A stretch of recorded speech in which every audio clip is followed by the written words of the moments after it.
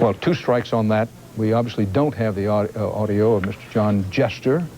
I'm sorry, that mistake is mine, for which I apologize, but Mr. John Chester, we couldn't pick up the audio. This is one of those days when obviously we're doing the best we can to bring you as many live reports as we can. There's no way we can do it perfectly. We had talked to Shimon Peres in Israel just as we were going, just before we went to Karen Hughes. And he was pointing out, this is a paraphrase of what he was saying, that yes, the United States has stood with Israel all of these years, but that under these circumstances, the Israelis certainly understood, perhaps better than some, the enormity of what was happening this day. And we do apologize for having to interrupt that interview in progress, but of course we did so to go to the Karen Hughes briefing. Now, we're coming up to nearly the hour mark, and as the hour mark passes, we'll bring you up to date on all of the facts and details as we have them. But in the meantime, let's go back to Washington and our chief Washington correspondent, Bob Schieffer. Bob? Well, Dan, I am here with Senator Chuck Hagel, who's a member of the Foreign Relations Committee. He has been to a series of briefings. Let me ask you quickly, Senator, because we're pressed for time, we're going to come back. Is the talk now about reopening the Capitol tomorrow? Yes. And why would that be? Well, the security, we believe, is clear, will be clear by tomorrow, and we don't want to shut down our government and our country. The terrorists win here. As long as we're secure in our nation and our structure and our leadership, then I think we should move on, and we intend to do that tomorrow. And Dan, Senator Hagel, of course, is the senator from Nebraska, Offutt Air Force Base, the former home of the Strategic Air Command, is where the president is. When we come back, we can talk to Senator Hagel about why the president went there. Okay.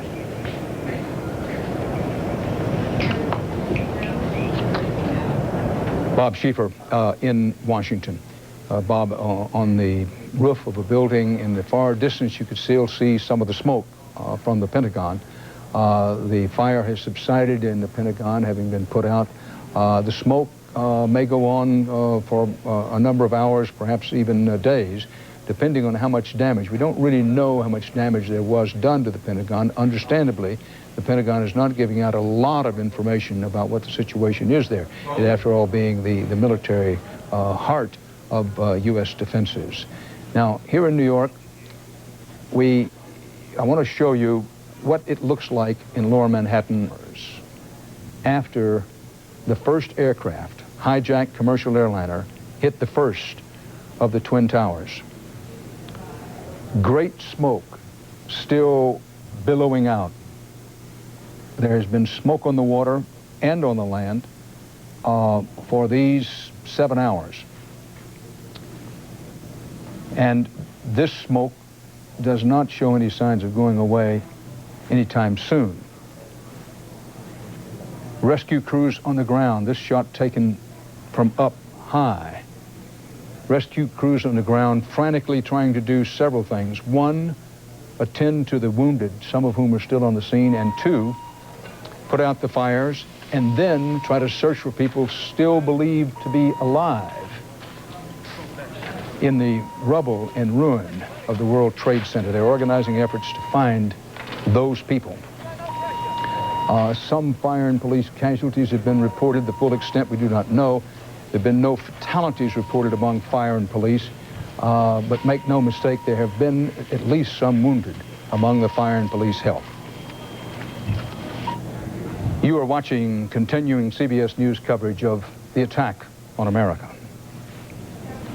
And I'm Deborah Gianolis with Tom Wheels here to give you the latest information of local reaction. We do want to let you know that all blood donated to the Florida-Georgia Blood Alliance or the American Red Cross will be sent to New York or Washington to the victims there.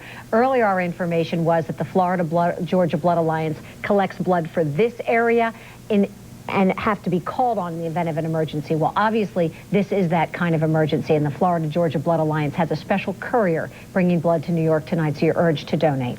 Once again, of course, as you know, the airport is closed, the military bases have closed down, school is getting out, just about all the schools will be clearing out by now. No word about after-school activities here in Duval County. We expect that we'll hope to be able to get that. The information from school officials was that if you have something going on at your school tonight that you're unsure of, to give the school a call and find out if that event is going to be held. Yeah, it's up to individual principal discretion in Duval County. Some of the surrounding counties, such as Nassau, Clay, and Camden, have just canceled all after-school activities. We're going to go now to Stacy Spanos, who's joining us live from NAS Jacksonville. Stacy? Tom and Deb, security has been tight here all day long, but it has gotten tighter within the past hour. For a few hours now, we have been at threat condition Delta, which is the highest level of threat. It is what the country goes on during wartime. But just about an hour ago, you can see, well, if you can see behind me, the school bus is kind of in the way. There have been plenty of military police brought out here. There have been dogs brought out here, and every car trying to get onto Naval Air Station Jacksonville is being stopped. Dogs are sniffing the cars. Trunks are being opened. Everybody's just trying to make sure that no one is going in here who will be of harm to the military base. What is going on right now is that all essential military personnel are being asked to come back onto the base. We spoke to one Marine off base. He told us that he was being called out, and I asked him where they were going, if they were going anywhere. He said right now they just didn't know that yet. They may just sit here for a couple of hours. They may not go anywhere at all. Here's an interesting note. I have a friend who was flying out of Amsterdam to Detroit this morning, leaving about 7 o'clock this time, local time, and they got halfway to their destination, I'm told, and the pilot told them, came on the intercom and told them that we are having to go back to Amsterdam because we are having a hydraulic leak. As you can imagine, that was probably very troublesome. What was even more troublesome, though, is when they landed in Amsterdam and then were told the real reason that they turned around. I was told that they were watching CNN reports in the airport, and they were just shocked and frightened at what had been going on. Again, we are at Naval Air Station Jacksonville. So far, no movement, a lot of movement of people going in, some people coming out. But where the troops are going, where the sailors and the pilots are going, and if they will go anywhere, we just don't know that right now. We're live at NAS Jax. I'm Stacy Spanos. Of course, all air travelers today just had the shock of their lives when they were told they were not going to be able to reach their destination. That includes 25 planes that were diverted here to Jacksonville Airport that I believe were bound for Atlanta when the FAA ordered the entire air travel system shut down. Let's go live now to Fred Halstead, who is at the airport, a very quiet place except for the continuing security checks. Fred? Well, Tom, that's exactly right. It's really weird if you've been out here to the airport. You're even on the slow times of the year. It's usually pretty busy, but unlike today, it's really, no one's here. I mean, the media, everyone else, you can see what I mean just behind me. I mean, no one is here. Everyone has cleared out. The 25 planes you mentioned were diverted. Even airline personnel, they are gone as well. The passengers that were diverted from those 25 planes, we are told many of them were taken by bus to either their destinations here in Florida or see all the tails of the planes outside, and that's a really weird scene. Right now, JIA is what they call on alert 4. We are told that's the highest level of security right now because of the tragedy today.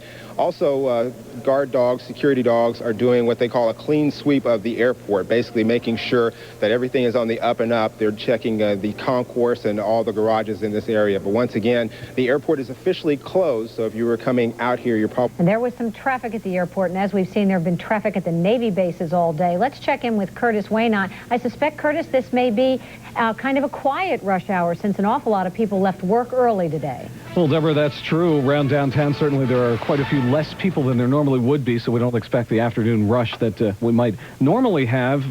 The interstate highways look pretty normal, like 95 here near downtown. One note, actually, that might improve your travel right now, Florida Highway Patrol reports that the construction has ceased as far as lane closures and activity, so that all lanes are open, as many as can be on all the roads and bridges. That may make travel actually a little bit easier. Of course, again, don't bother approaching Jackson International today or probably into tomorrow as well. A couple of accidents to report. A tractor trailer overturned 295 northbound near Blanding Boulevard in Clay County. Car and truck tangled Blanding Boulevard near Nightbox Road. From the traffic center, I'm Curtis Wayne for Eyewitness News. Imagine having an accident on top of all this today, you know. We appreciate you being with us for our continuous coverage. We will be coming back to you at least every half hour to let you know the updates on the local situation and, of course, keep you with CBS News the rest of the time. We're now going to go back to Dan Rather. Timeline: plane crashes into tower of the World Trade Center in Lower Manhattan shortly before 9 a.m. Eastern Time. Just after 9 a.m., second plane crashes into the second tower of the World Trade Center. It's believed that a American Flight 11, Boston to Los Angeles, a Boeing 767 with 81 passengers and 11 crew, was the first of the two planes that struck the World Trade Center just before 9 o'clock. The second plane that hit the second World Trade Center is believed to have been now United Flight 175, also Boston to Los Angeles, a Boeing 767, 56 passengers and 9 crew aboard. Then President Bush in Sarasota, Florida, shortly after 9 o'clock, calls the crisis, quote, an apparent terrorist attack and, quote, a national tragedy. He takes off, says he's going to Washington. He does not. An aircraft crashes near the Pentagon, just outside of Washington, D.C. in Northern Virginia, about an hour after the attacks in New York. Now, it's believed that the plane at the Pentagon was American Flight 77, Dulles Airport near Washington to Los Angeles. That was a Boeing 757, 58 passengers and 6 crew. That American Flight 77 believed to be the plane that hit near the Pentagon. Continuing our timeline, just after 10 a.m. Eastern time this morning now, that would be, of course, 7 o'clock on the Pacific coast, government buildings in Washington, including the Capitol and the White House, are evacuated with officials citing a credible threat of a terrorist attack. Vice President Richard Cheney, for intents and purposes, has minute-by-minute command inside the White House itself, said to be in a very secure position down below ground. The Federal Aviation Administration shut down all aircraft takeoffs nationwide. That was around 10:30 a.m. Eastern time this morning. The FAA says that it does not expect to have any air traffic in the country authorized again until about noon tomorrow. Shortly after 10 a.m. Eastern time, one World Trade Center tower in New York collapses. That was about an hour after being hit by the first plane, American Flight 11. Then senior law enforcement officials said a car bomb exploded outside the State Department in Washington, D.C. Then Federal Protective Services later denied any car bomb attack had occurred. Financial markets suspended trading in the wake of the attacks. That was sometime between 10 and 11 this morning. Then officials at Somerset County Airport, that's near Pittsburgh, said a large plane crashed in western Pennsylvania, about 80 miles southeast of Pittsburgh. That happened at about 10 a.m. That would have been the fourth aircraft. That is believed to have been United Flight 93, Newark, New Jersey to San Francisco, with 38 passengers and 7 crew. That plane, United 93, is believed to be the one that went down in Somerset County in western Pennsylvania, not far from Pittsburgh.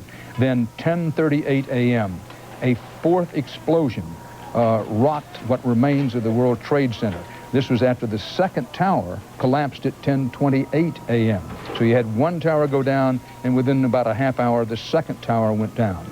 Then authorities all across the country were in the process of going on alert, tightening security at strategic facilities, evacuating high-profile buildings. U.S. monuments and museums in Washington, D.C. and in Philadelphia were closed.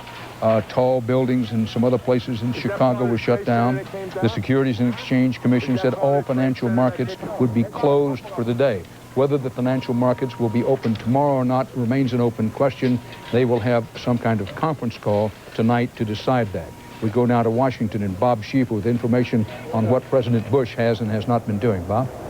Dan, I'm with Senator Chuck Hagel. He, of course, is a senator from Nebraska and is on the Foreign Relations Committee. He can give us a little information about why it is, Senator, that the president went to Offutt Air Force Base in Nebraska. Well, Bob, as you know, that's a very secure base, Strategic Command. It's the former SAC Command headquarters, and we have as secure facilities below ground as any in the world. So there's no surprise why he went there. I just spoke a half hour ago to some people from Omaha saying that there were a couple of small U.S. Air Force jets that just landed behind the president. We don't know who's on those. I suspect some rather high-ranking officials of the government to confer with the president. Well, I had heard earlier from sources on Capitol Hill that the president was going to get some extensive face-to-face briefings. It may well be that some officials from Washington have flown out there. That's probably right, and as I said, that's a very secure location, Strategic Command headquarters in Omaha. Senator, what do you make of this situation? Bob, how can one adequately express the horror, the outrage, the terror? What's happened in this country today will forever change America. I said early this morning, it is, as Dan Rather just remarked, each generation faces a challenge. This is the Pearl Harbor of our day, far worse in many respects. But I suspect whoever did this, and we will find whoever did it, has awakened a sleeping giant, to paraphrase another time 50 years ago. You know, I was just thinking this morning as I was listening to all this unfold, we've been expecting this big partisan scrap in Washington as the president came back from his vacation. Everybody was in disagreement on every issue. Suddenly, all of that has gone by the by. It seems like it was 10 years ago. The Congress has come together. I described it earlier as kind of a mild sense of rage on Capitol Hill, because I noticed that Trent Lott, Tom Daschle had put out a joint statement saying just what you have said, that the two parties, the country, will come together to find these people and to punish whoever did it. Well, we must. This is a great nation because we're a great people. America will not tolerate this, nor should we, nor can we. And we will come back together, and we will build back, and we'll be stronger for this. And it is testing us in terrible, horrible ways. How much do we know right now, Senator? Well, Bob, I don't claim to know very much, quite frankly. I don't know how much we really know. We are focusing where we must focus first. Secure this nation, secure its leadership, then at the same time take care of those who need our help, the wounded, the injured. And in the process, we are starting to gather information. We will start to unravel that and get the facts. And there will be a very high price to pay, Bob, to whoever did this. Dan? Bob Schieffer in Washington. Jim Ogonowski is the brother of an American Airlines pilot, John Ogonowski, who apparently died this morning in the crash of the American Airlines Flight 11. Mr. Ogonowski, first of all, thank you for being with us. Our condolences.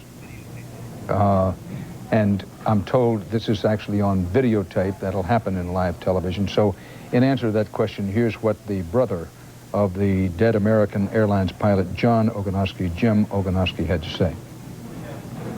I'm Jim Ogonowski, and as you all are aware of the tragedy that's impacted our country today, it's been reported that my brother John was the captain of American Airlines Flight 11, which was hijacked out of Logan Airport this morning en route to Los Angeles, California. John leaves behind a loving family, his wife, 3 lovely daughters, his parents, brothers and sisters, numerous aunts and uncles, friends, loving community. Our family is obviously grieving, as is the whole nation, for what has happened today. I personally, I think I'm in shock. I'm in some type of denial. I keep looking at the cornfield behind me, hoping that my brother comes walking on out.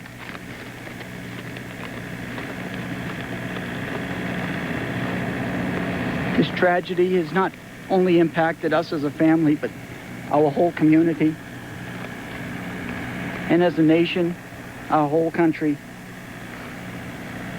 On a personal side, I ask that I'll come out for this last time, but please respect my parents and the rest of the family's wishes to be alone at this time.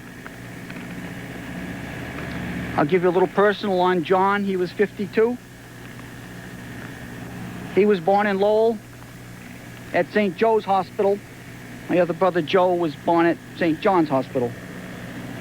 He went to St. Stanislaus School on High Street in Lowell, and then he attended Keith Academy.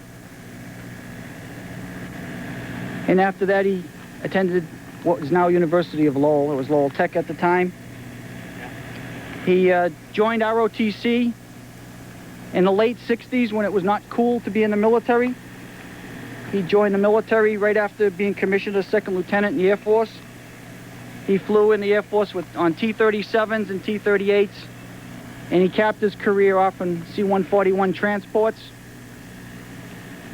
right at the close of the Vietnam era.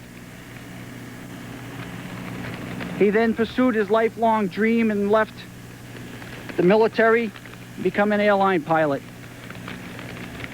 In 1979, he was hired by American Airlines. He's flown for them for 22 years. The most recent years as a captain on a 767. Jim Ogonowski, speaking of his brother, John, who was the pilot of American Airlines 11, which was the first plane to hit the first World Trade Center building this morning. Poignant moment when he said, "I keep looking at the cornfield behind me and hoping my brother will walk out of it." Now on videotape, the most recent remarks of New York City Mayor Rudolph Giuliani just a few moments ago. I have to commend not only the people that I was with, but all of the people of the city. We literally escaped with them from the debris, and they handled themselves with bravery, they handled themselves with dignity, they handled themselves in a way that reduced the loss of life. We didn't have panic, we didn't have people running and hurting other people, and people of New York City really distinguished themselves. And I just want to say this once again, New York City is a lot stronger than this, and we're going to overcome it, and the people of New York City are going to give an example of how you stand up to terrorism. You just don't be afraid, that's all. Thank you. Thank you. New York City Mayor Giuliani just a few months ago. And by the way, the mayor says that so far there are confirmed 2,100 wounded in New York so far. Now, that's an early count, and one does not want to fuel any unjustified optimism. But there are many people who would believe that the early count might be higher than that. And as we piece together eyewitness information, it's clear that a lot of people got out of the World Trade Center in a hurry when they realized that something was wrong. Many of them came down the stairwells. We've had report after report of people without panic, understanding that a bad situation was developing, got out of the World Trade Center. Now, while some 50,000 people on your average day work in the World Trade Center and thousands more come there as tourists, and while throughout the day there have been, the belief has run strong that many, many people must have died, we want to pause and caution. Nobody knows how many lives have been lost. What we do know is that a lot of lives have been saved, and they were saved by people knowing what they needed to do under an emergency situation and carrying it out with some calm. We go now to Bill Plant at our Washington Bureau. Bill Plant, one of the most experienced White House correspondents anywhere in broadcast journalism. And Bill, you can give us some perspective on what the Secret Service advised the president and why. I can indeed, Dan, but first let me show you something. We've just received this extra edition of the Washington Times, and this one-word headline, perhaps as well as anything else, sums up what has happened today. This is just the beginning of the reaction that we'll be seeing for days and weeks to come. We were told by the Secret Service that the president wants to come back to the White House. Sources tell us that they're very anxious to reestablish a presence for Mr. Bush at the White House, the seat of the nation's power. It's very symbolic, and the president and his advisors want to do it. But the Secret Service is understandably concerned. They want to be sure, before they say yes to that there is no further danger. So that decision is pending. We're also told by sources that there really was no intelligence whatsoever, no warning of what was to come. No arm of the U.S. government, either military or civilian or National Reconnaissance Agency, none of them apparently picked up any warning about what was about to happen. A short while ago, the president's counselor, Karen Hughes, conducted a briefing at the FBI. She said that she had been in the secure underground room at the White House, the Situation Room, with other White House staffers during the day. And that, by the way, is now linked, we presume, to the president at Offutt Air Force Base for a secret teleconference on the security situation. But Ms. Hughes told reporters at the FBI that the activities of the federal government continue, and this is obviously a point that the administration is very anxious to make, to say that the federal government continues to function despite what happened today. She described in great detail how the Defense Department was being run from inside the damaged DOD building, the Pentagon, and how various other government agencies were under the control of the people who are supposed to be running them. The Federal Emergency Management Agency, FEMA, has 8 teams of people on the ground in New York for search and rescue, 4 teams here in Washington at the Pentagon. The whole idea of this briefing was to reassure the nation that the federal government continues to function.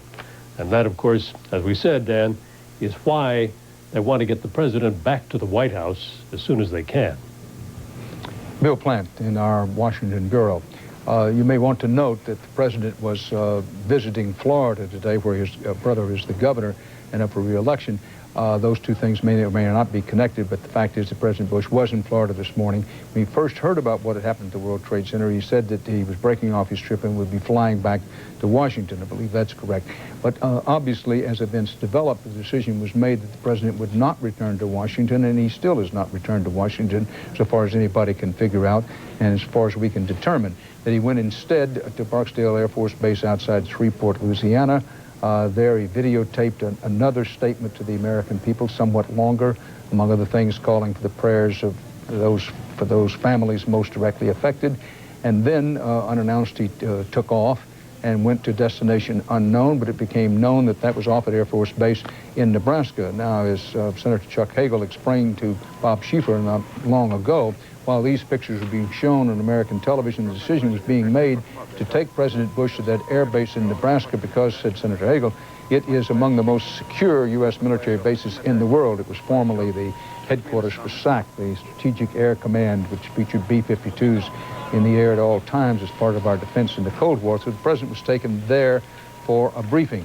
Obviously, there have been some discussions about the symbolism of the President of the United States being kept out of the White House, and was it a good idea for him to return immediately? The decision obviously was made no, and now a decision in progress, if indeed it has not already been made, of where the president is to spend this night. I want to go to Bob Orr in our Washington bureau as well, as you look at videotape of what happened here in Manhattan earlier this morning. Bob?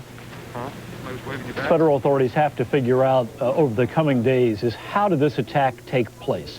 I mean, how was it that hijackers managed to penetrate the nation's aviation system all at the same time at three of the busiest airports? Now, it's very important to know, as we watch the pictures, what exactly happened today in terms of a timeline. Just before 7 o'clock at Boston and at Newark and at Washington's Dulles, some number of hijackers, it's not clear yet how many, made their way through the normal checkpoints, boarded. The timing is important. These are probably among the busiest times for any of the nation's airports. That is among the most vulnerable points during the day. The other thing to remember here is that all of these attacks apparently were suicide attacks. And it's always been a fear of the U.S. aviation experts that this is the very kind of attack that we are most vulnerable for. Very, very hard to stop. I mean, a lot of the system is built on the belief that most people want to remain alive. If you have somebody who is perfectly willing to die in the attack, then you mean you have to catch him at that magnetometer, that screening place where they look for guns. We don't know how the hijackers commandeered these airplanes. Perhaps the cockpit voice tapes, if they can be found, will shed some light on that. But they may have used guns, maybe they didn't use guns. But if there were enough of them, it's a conceivable theory that these pilots may have been overpowered. And you don't need a gun to do that. And once somebody has control of that airplane, it's going to go where whoever has their hands on the control. Chose some of the busiest airports at one of the busiest times of the day, and also I think it's worth noting, chose two of the largest symbols of the U.S. aviation system. United Airlines, the biggest airline in America, and American Airlines, the second biggest. And I think that all of this came together at a point in time where the system just could not handle it. Dan? Bob Orr, true or untrue that major airlines are supposed to keep the cockpit door locked during flight? Frankly, I fly a fair amount, and it's been a long time since I've seen one of those locked doors. Yes, but is that supposed to be the rule? It is the rule, and it's a weakness in the system. Oftentimes, there are things in the system where the rule is not followed to the letter. We don't know, and I think it's worth reminding people that we don't know, Dan, how these hijackers made their way into the cockpit. But perhaps the door was unlocked, perhaps there were enough hijackers on the plane that simply force was used. But it is something that I assure you the FAA is already going back to look at. There have been a number of GAO investigations, a number of oversight hearings on Capitol Hill, looking at these very issues.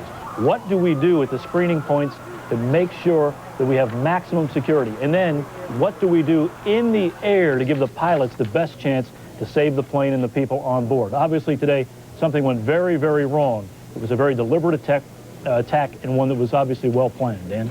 Bob Orr, as we continue to show pictures of what happened in Lower Manhattan, during and after the collapse of the World Trade Center and occasionally show pictures of the Pentagon being hit by hijacked planes. Let's talk about what are supposed to be security things on the ground. But anybody who travels knows that what was supposed to be security systems on the ground at most, if not all airports, number one, are manned by people who are outsourced contractors and who are paid, if not minimum wage, something near minimum wage. I've heard airline travelers talk about this for years. Has anybody in Washington been aware of, it's hard to get an absolute first-class security system when it's low pay and nobody really seems to be paying attention. Quite frankly, at your average airport, there's been a sense, rightly or wrongly, that somebody who scored in the high 90s on a dumb test could get through what passes for security at most of our airports. Unfortunately, you're right, Dan. It's been long known to be the weak point in the system. We have these metal detectors that are set up at the security screening points, and they're only as good as the people monitoring the equipment. In most cases, there's a split jurisdiction. Usually it's the airport authority that's in charge of security until you get into the gate area. And then once you talk about the gate area, it's up to the individual airlines to secure that tarmac spot and their airplanes. Now, this is something else that I don't know whether we've talked about it through the day, but something else that will be looked at. There is also, I suppose, a possibility this could be some kind of inside job. This could have been somebody working on the tarmac at Boston and also at Dulles and also at Newark. I don't know that. But a couple of points are worth making here.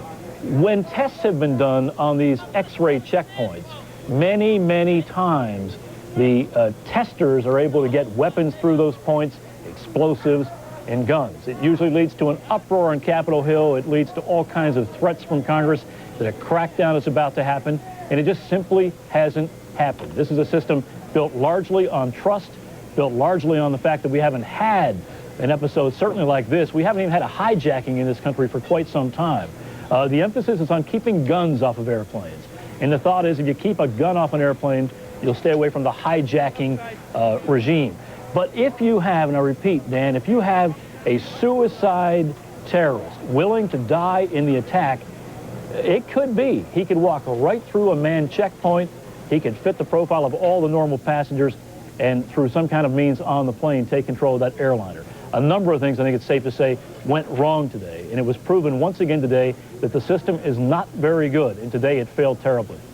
Bob Orr in Washington with me here at CBS News World headquarters in New York as you continue to see photographs, actual pictures of what happened here in New York this morning at the World Trade Center. Fuad Ajami, distinguished professor at Johns Hopkins University.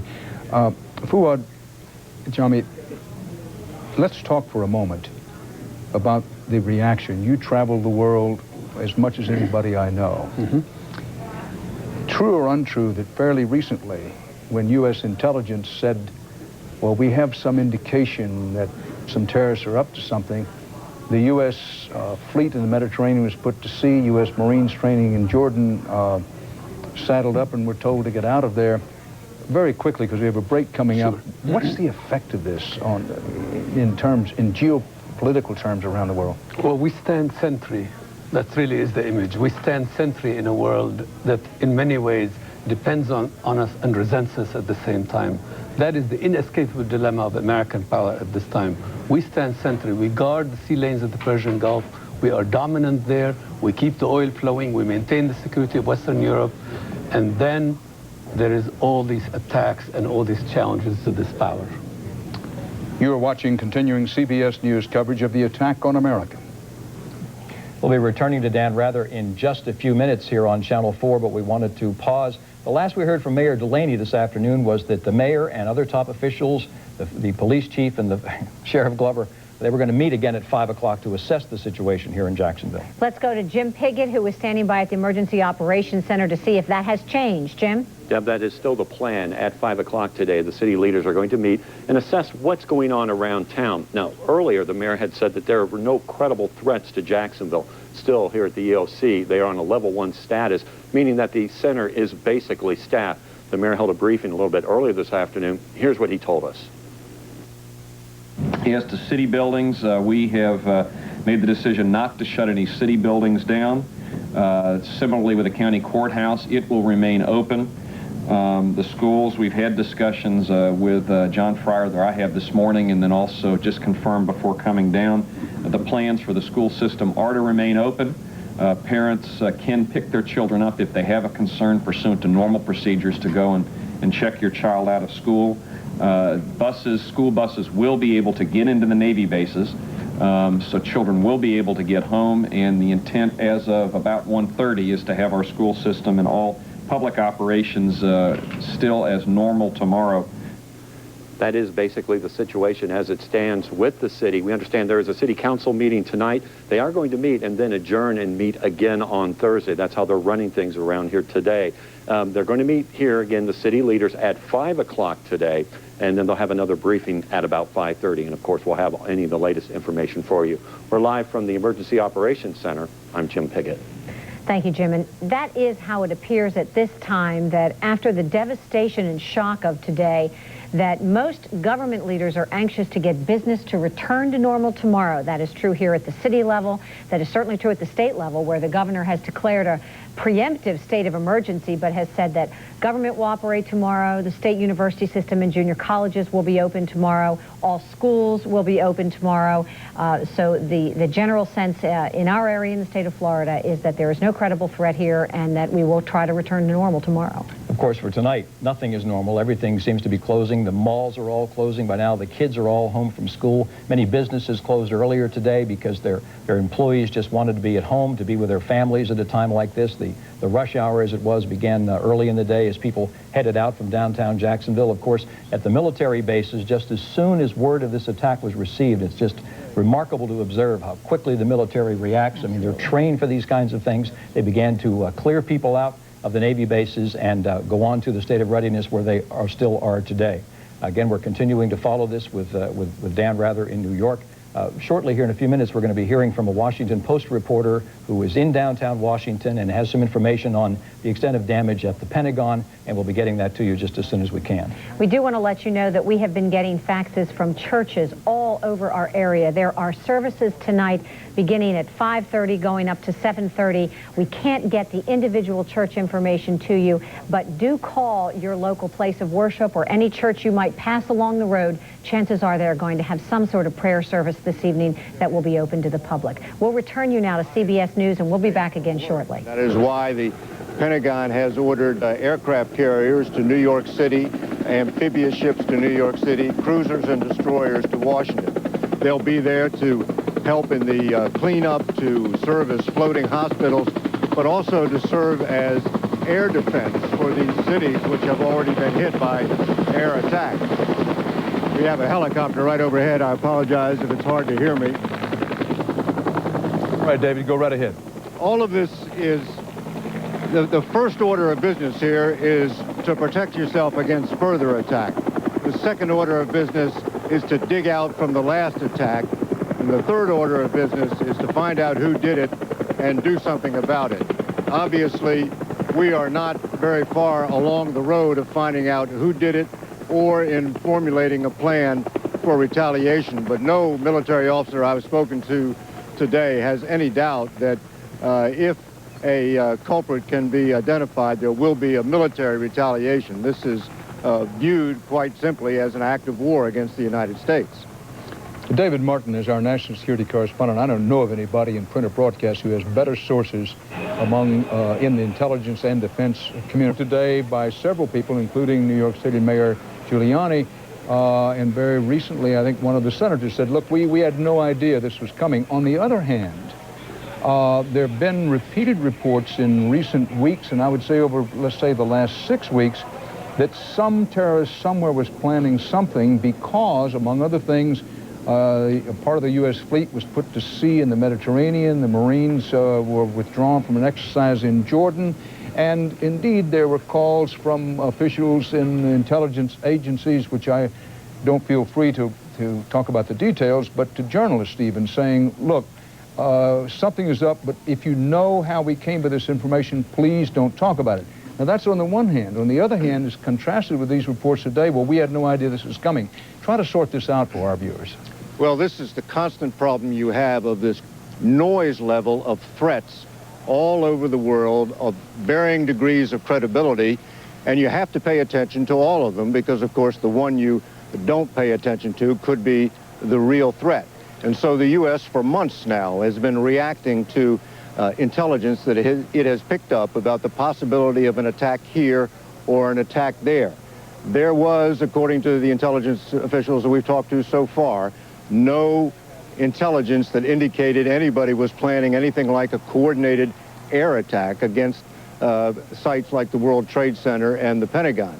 That does not mean, however, that when people go back over all the intelligence that's been collected for the past several months, they won't find little clues here and there, which if they had put them in the proper perspective at the time, might have been a tip-off to this attack. And I am sure one of the things that's going to happen as a result of today's attacks is a major increase in intelligence spending, because of course everybody will want to know why the U.S. spends $25 billion a year on intelligence, yet cannot pick up what was obviously a well-coordinated and very large conspiracy to attack these installations.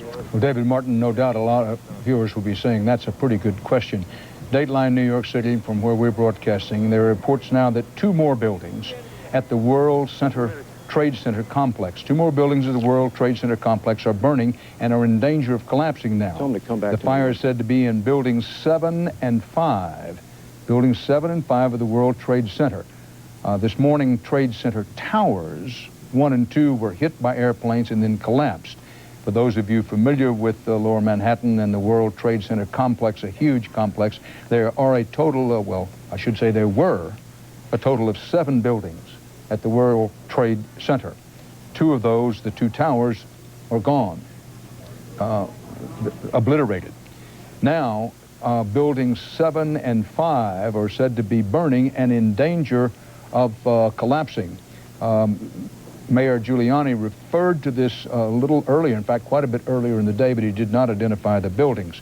Now, for those of you who just may be joining us in progress, 2,100 people are known to have been injured in the collapse of the World Trade Center building. There are no figures available on how many people have been killed and other people wounded. The mayor of the city, Mayor Giuliani, has said that the loss of life will be, quote, in his words, tremendous, but we do not know. We don't really have any idea the extent of loss of life, and it may be quite a while. Some people are still said to be trapped in the debris, and efforts have been made to find those people still alive and wounded in the debris of the World Trade Center. No figures available on the number of people killed and or wounded in the hijacked plane attack on the Pentagon. Now, Barbara Olson, wife of the Solicitor General of the United States, Ted Olson, is reported to have been on the plane that crashed into the Pentagon. You may recall Ted Olson was prominent in the news as he helped President Bush in his secure the election effort in Florida, and is now Ted Olson, was named Solicitor General of the United States as President Bush came into office. His wife, an attorney and a very well-known Washington personage, was on the plane that crashed into the Pentagon, we're told. She is said to have called her husband to say the plane was being hijacked. This is according to CBS News in Washington. No further information available on the fate, of course, of Barbara Olson, the wife of Solicitor General Ted Olson. David Martin has more at the Pentagon. David? Stan, there has been one persistent rumor throughout the day that that 4th airliner which crashed in Pennsylvania was actually shot down by a U.S. military jet. And about a half an hour ago, a Pentagon spokesman categorically denied that, said it did not happen. So that's perhaps one rumor that we can put to rest. David Martin at the Pentagon. Let me show you a view of the New York City skyline from just across the river, the Hudson River. This is the view from New Jersey. You know, many people go to New Jersey for a look at what was the magnificent skyline of New York City. Yeah, well, not really. And if you're over there today, this is what you see. This is on videotape, but this is a favorite view of Manhattan, Lower Manhattan, which had the tallest buildings in the World Trade Center, the Empire State Building being at more mid-Manhattan, if you will. One wants to pause, take a breath. What a day. What a time. Another day that will no doubt live in infamy, in history, and the story is still developing. Now, if you're at home saying, well, I'm hearing a lot, but I'm not getting a lot of facts, let me say to you that the facts are few. We don't know how many people have been killed. in New York, or for that matter in Washington. Many more in New York than in Washington, and the nature of things being what they were. We don't know how many people have been injured. 2,100 was the last actual injury figure, and everybody said, you know, that's just the early figure. What we do know, we have reporters on the scene. New York hospitals in and out of the area around the World Trade Center have been inundated with casualties. Doctors, hour after hour, have been doing triage work. Triage meaning deciding who should be treated and who can afford to wait later. This is the live picture of Air Force One leaving off at Air Force Base in Nebraska. President Bush reportedly headed back to Washington. We've noted before, we note to you again that he was headed back to Washington earlier today when he left Florida, but we are told on advice of the Secret Service, among others, the decision was made to take him to Louisiana instead. From Louisiana, went to Nebraska. Now, as you see, as Air Force One heads east, the president is said to be headed back to the White House, as had been mentioned several times. In terms of symbolism, obviously it would be desirable to have the President of the United States in the White House and spend this night in the White House. But of course, national security and the President's security comes first. Bill Plant is at the White House. Bill? Dan, actually, they won't let us near the White House just yet. We hope to get back there soon. There are a couple of ways the President could get back. He may be on that plane, and we think he is coming to Washington. He could also take one of the other many planes in the fleet. At this point, you can be certain that the Secret Service is doing all that it can to maintain maximum, if you will, flexibility so that nobody can be certain where the President is. You know, I was reminded earlier today, there is a couple of times a year an exercise at the White House which all White House staff members have to take part in. And it is an emergency evacuation exercise timed for a crisis, such as the one that happened today. And in the past, and I've watched this over the years, some people take it lightly. And yet, when it happened, when something like today happens, the people were evacuated, the grounds were evacuated, and apparently the people who needed to go to the command bunker, the Situation Room beneath the White House, went there successfully. And now we expect that the President will want to spend, as you said, the night in the White House because he doesn't want to look like he's in hiding. That's probably the last thing this administration or any other wants after an attack such as the one which happened today. And Dan, in the category of putting rumors to rest, let's just repeat that there was a rumor earlier today that there had been an aircraft which struck near the Camp David presidential retreat in Maryland's mountains. That is categorically not true, we are told, and it may have been confusion with the airliner that went down in Pennsylvania.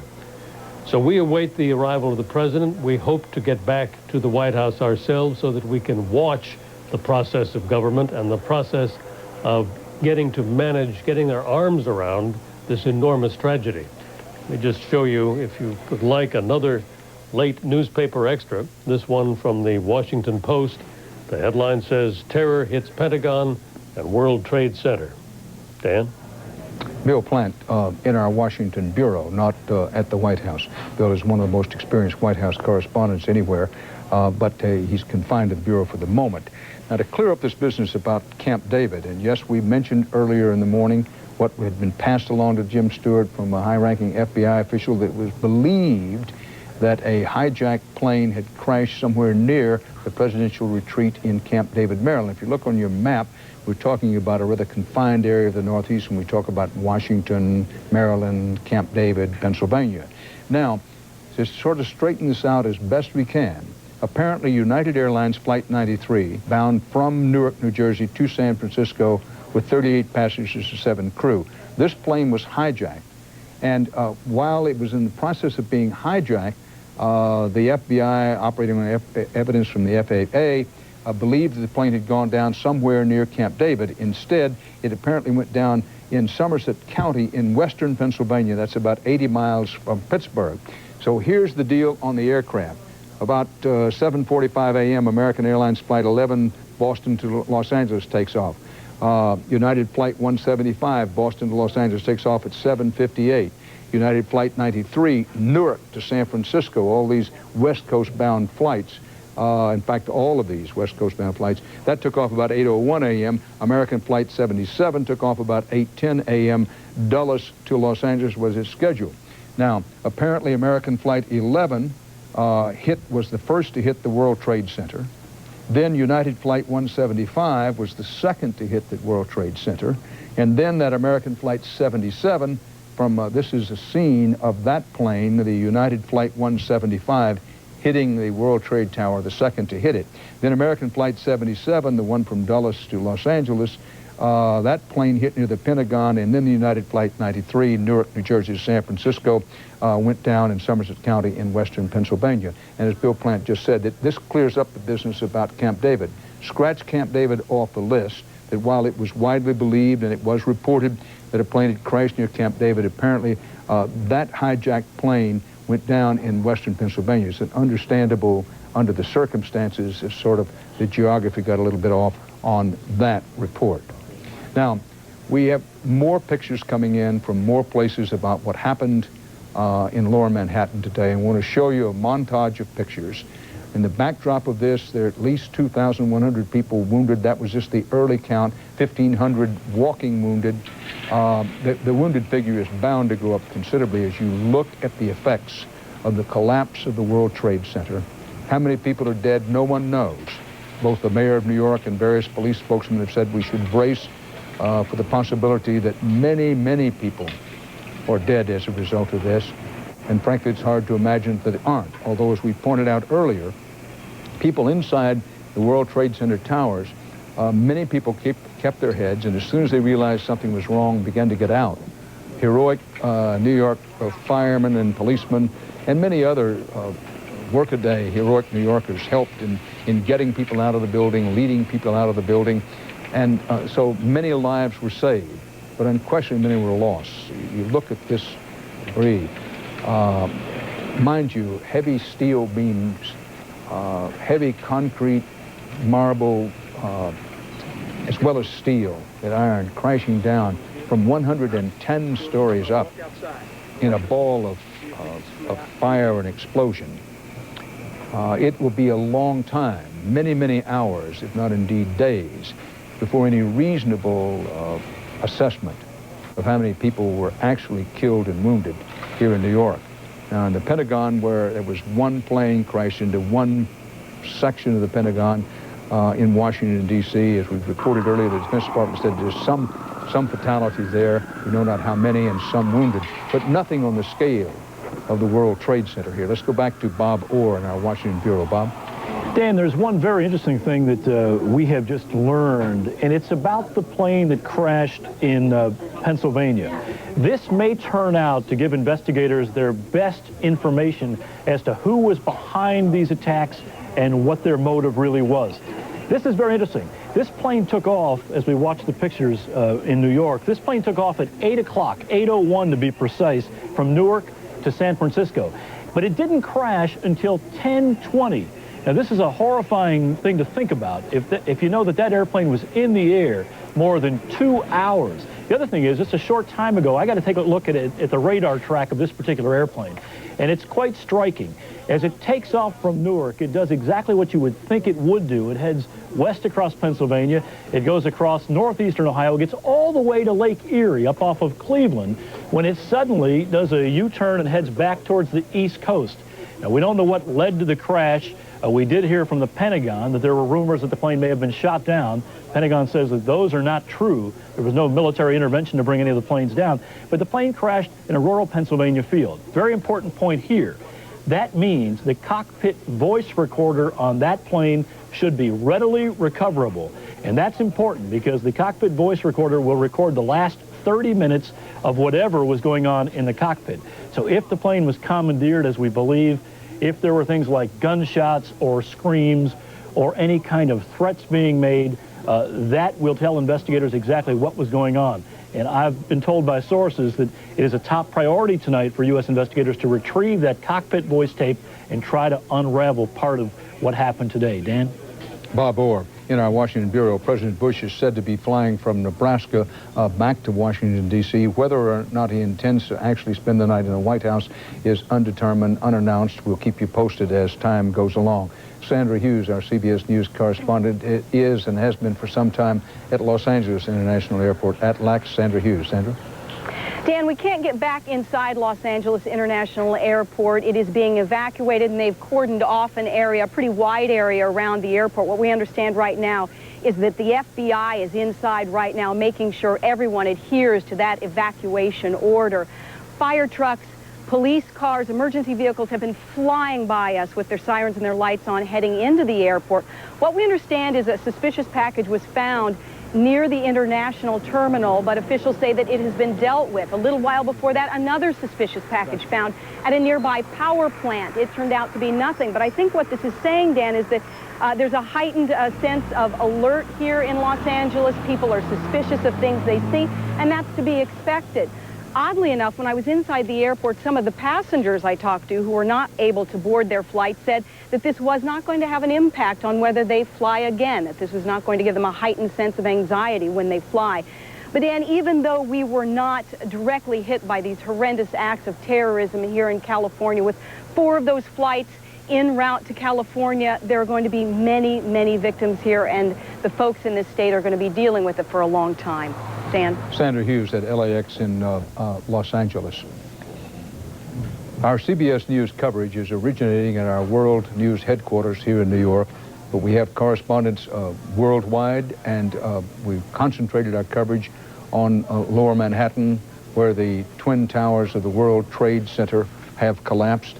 I'm going to turn to Fuad Ajami. Before I do that, Fuad, Dateline Berlin, the United States put its forces on alert as governments worldwide held crisis meetings. Security has been tightened at embassies, airports, and public buildings and braced for more possible attacks. At a Dateline by Reuters out of Berlin. But Fuad Ajami, Johns Hopkins University, we've talked, look, nobody knows. We will say another time, we can't say it too often. Nobody knows who's responsible for these attacks. There have been accusations once again about Osama bin Laden. Nobody knows. But in terms of those states, which is by their deeds, not their words, the deeds, have demonstrated that they are capable of aiding and abetting and hiding terrorists. Let's tick them off. Okay. We're talking about actual states. I think the states, I mean, you know, the famous remark, round up the usual suspects. The usual suspects, we've tended to look at Iran. Iran was involved in a trail of terror, but the Iranians have exited out of that industry a while ago. The Iraqis, I mean, we are always talking about Iraq, and the Bush administration came in talking even about unseating Saddam Hussein, that they didn't really want to live with Saddam Hussein like the Clinton administration, but they want to overthrow Saddam Hussein. So is this again, is Iraq a state to worry about? I think in this case, if we really, the Taliban regime in Afghanistan must be really the one to worry about, and must be the one to, in many ways, focus on, because they are the ones who harbor Osama bin Laden and give him shelter and sanctuary. And the last time that we accused them of harboring bin Laden, they didn't really pay a terrible price for it. So obviously this is a very different question. But the states we're talking about, I mean, would the Syrians do it? Unlikely. Libyans? Well, the Libyans, you know, the last time we talked about the Libyans, you may recall, was like something like 15 years ago, that the Libyans were active in the world, and then they took time out after the attack on them by the Reagan administration in 1986. And after that, Gaddafi somehow dropped off the radar screen. So I'm not sure states would involve themselves in North Korea? That's an interesting question. And I think, again, I mean, I actually personally, just if I were to make a wild guess and just, I don't think we're really dealing with states. We're dealing with something beneath the level of states. Some kind of worldwide terrorist network. And yes. That isn't to say that they pick up the phone and talk with each other every day, that you can connect the dots, but what would make something below state-sponsored terrorism very effective, maybe they get money from some state or what have you, but the less they say to one another, yes, the less they communicate, the more effective they can be. Yes, absolutely. Fuad Ajami. Now, in New York at the moment, the situations in most hospitals are beginning to stabilize somewhat. Hospitals in the immediate area of the World Trade Center were overwhelmed in the early going. It's fair to say that they're still overwhelmed, but the situation is beginning to stabilize somewhat.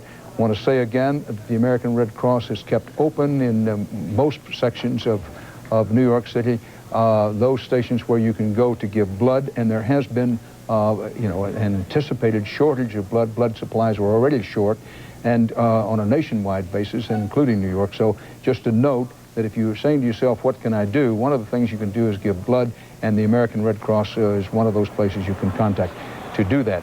This is the scene from outside St. Vincent's Hospital, an old hospital with a marvelous reputation in New York, and a great reputation particularly for dealing with emergency situations. But of course, no one has ever seen an emergency situation to match this one.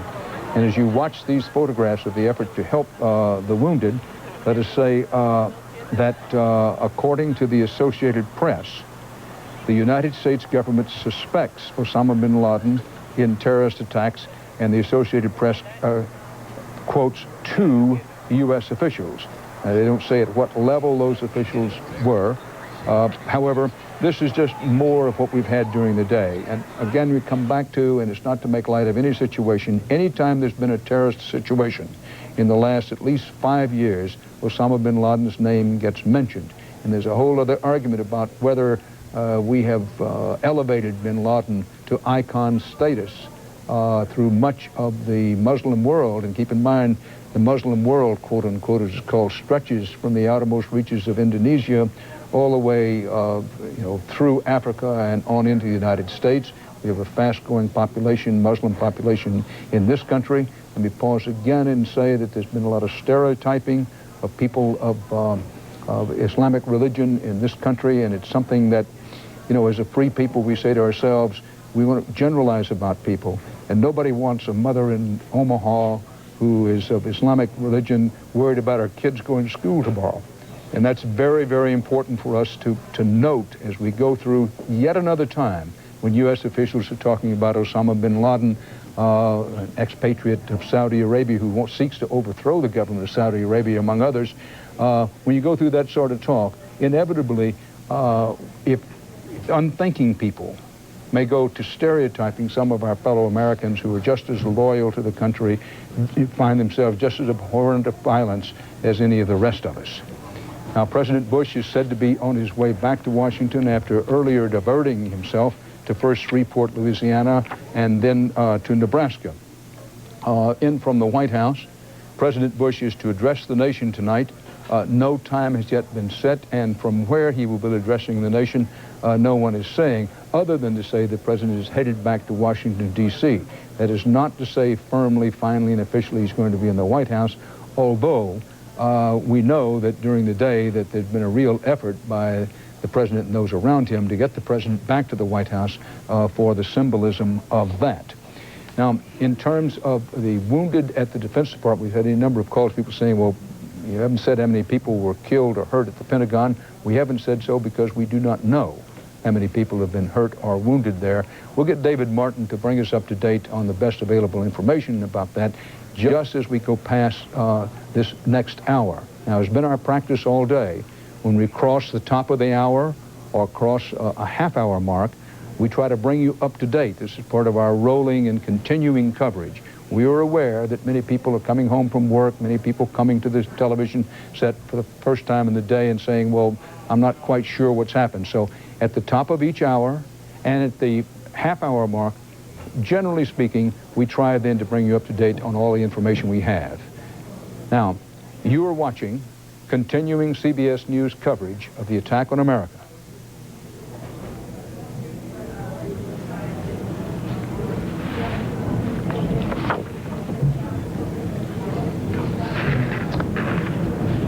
Dan Rather, CBS News, back at CBS News World headquarters in New York with the far-flung worldwide resources of CBS News covering an unprecedented day in American history. The United States has put its forces, armed and otherwise, on alert as governments worldwide held crisis meetings today, given the events that happened primarily in and around the World Trade Centers in New York and the Pentagon. Security has been tightened at embassies, airports, public buildings, and it's fair to say that the country has braced for more possible attacks. That's one reason that air traffic was shut down, a virtual lockdown of air traffic in the United States today. The FAA does not expect that to be any relief on that until at least noon tomorrow. That was the last available information from the FAA. We're also told that the financial markets, the stock markets, will be closed tomorrow. I don't know that we've had official triple confirmation of that, but I believe the most reliable information is the markets closed down today, and the most reliable information is that they will be closed tomorrow. That the investigation of who's responsible for these dastardly acts today is already underway, but the first order of business is to tend to the wounded, as President Bush is. Hello again, everyone. I'm Tom Wills with Deborah Gianolis on this day that has rocked the entire nation. A series of unprecedented terrorist attacks have left an unknown number of people dead in New York, in Washington, D.C., at the Pentagon, and also in Pennsylvania, and left the entire country in a state of shock. We will return you to CBS coverage of those attacks in just a moment, but we want to give you a local look at how the attacks in New York and Washington are affecting things here at home. Jacksonville International Airport is completely shut down at this hour with no chance of reopening before noon tomorrow. NAS Jacksonville and Mayport are both on highest alert until further notice. All Camden County schools will be closed tomorrow. In Clay and Nassau counties, all after-school activities and sporting events this evening are canceled. Duval County will leave it up to individual schools for after-school and evening activities. Evening classes are suspended at all state universities and community colleges on orders from Florida's top education official, Jim Horn. Once again, here's how the attack on America unfolded this morning. At approximately 9 o'clock, the South Tower of the World Trade Center in New York was struck by an airliner. Just minutes later, another plane strikes the North Tower. Around 9:30, all air traffic nationwide was canceled. And President Bush speaks to the nation, saying that we will, quote, hunt down and punish those responsible for these acts. Just 30 minutes later, a plane crashes into the Pentagon. Shortly after that, the South Tower of the World Trade Center collapses. At 10:30, the North Tower goes down. And before 11 o'clock, another hijacked plane crashes near Pittsburgh in Somerset County, Pennsylvania. And just after 12:30 this afternoon, the U.S.-Canadian border is shut down. All flights nationwide have been grounded. Not a single airliner in the sky, and airports across the country right now are closed. Channel 4's Jennifer Waugh is at Jacksonville International Airport and is joining us live. Jen? Tom, Deb, other than the media and some security inside the building here, there is absolutely no one else here. Everyone has been gone. They've been gone. Passengers that were once stranded here have been gone for several hours. Right now, we're told that local airport officials, airport police, and members of the local FAA here in Jacksonville are meeting to discuss what will happen next and when JIA will reopen. As we mentioned, all airports, including JIA, have been closed for several hours. It's our understanding that we are at a level 4 security, which is the highest level of security. Police dogs were brought in as soon as the airport was closed to sweep the terminals, the parking garage, and all 30 airplanes that are on the ground have been swept. Now, it is only a precautionary measure. Airport officials say they have not received any threats here at JIA. 25 planes were diverted to the airport, and as you can see, many travelers rushed to rent cars, to board buses. In fact, many passengers in the air had no idea why they were being forced to land immediately. We were flying from Atlanta down to West Palm Beach on business, and about halfway there they just said we have an operational emergency and need to land the airplane immediately in Jacksonville. The airplane was fine, but there were a lot of very nervous faces on the airplane. We knew nothing at the time, though. Did you think that there was something wrong with the plane? I think that was the first thought, but everybody looked a little too calm. The first thought was probably a medical emergency, but once we landed and didn't see an ambulance, we knew there was something a little more significant. You can imagine the shock on people's faces. Many of them coming off of those planes, not knowing why they were diverted. Members of the media, other people who'd been on the ground stranded, telling them what happened, the shock in their face, in their eyes, just unbelievable to hear what had in fact happened. And you know, within about an hour and a half of our reports here from the airport indicating that there were many, many passengers who were stranded, airport officials tell us that they had a number of calls from people in our area calling to offer their homes, open up their homes to these stranded passengers. Fortunately, all of them were able to be bused to their location or nearby hotels, but it certainly says something about the American people and local people who are really banding together in a time of tragedy. Again, we'll have another update in about 30 minutes from airport officials to give us an idea as to when JIA will reopen. For now, we're live from JIA. I'm Jennifer Waugh. Jacksonville Mayor John Delaney said that our responsibility as a community is to not panic and not give in to the terrorists. The mayor said his goal and the city's goal is to preserve a degree of normalcy here in Jacksonville. Heather Van Nest is joining us now live from the city's Emergency Operations Center downtown. The Emergency Operations Center is operating at a level 1. The highest level is a level 5. City Hall has been open all day today. City employees have been at work. They've been trying their best to keep things as normal as possible under these terrible conditions. Now, it's been a different story, though, for federal employees. At 2 o'clock this afternoon, all federal buildings in Jacksonville were closed. That affects almost 2,000 federal employees here in the Jacksonville area who were told that at that time they needed to go home. Those buildings, of course, include the new federal courthouse, construction workers outside told to leave, as well as the old federal courthouse and the Charles E. Bennett building. High security, very high security at all of these federal buildings. They've even closed back entrance doors for employees who have proper badges. Everyone, including employees and visitors, they're all being told to go through the front security checkpoints. Now, we had a chance to talk to Mayor John Delaney earlier, and he's asking all Jacksonville residents not to panic.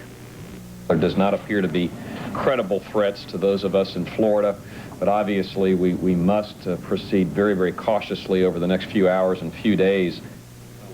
We're going to hear from Mayor John Delaney as well as other city leaders coming up live at 5:30. We'll definitely bring that to you. We're live at the EOC downtown. I'm Heather Van Nest. Tonight, all of our area military bases are under the highest level of security, really wartime security. Our team coverage continues now with Channel 4's Brad Puffer, who's joining us live from Mayport. Brad. Well, here at Naval Station Mayport, as well as all military bases around the country, they are at ThreatCon Delta, which is that highest level of security possible. Now, early this morning, Mayport officials say that the JFK and its battle group were headed out for what was supposed to be a routine mission. And one of the sailors' wives tells me that mission was supposed to last about a month. However, that JFK and its battle group has been redirected to the waters off of Manhattan to assist from everything from security to medical help. Now, back here at the base entrance, the traffic has been steady all day long. Many cars have been turned around as only essential personnel are being allowed onto the base. And actually, those essential personnel were requested to return to the base. We talked with one of the sailors' wives whose husband was supposed to be back home for a few days when she got a call this morning.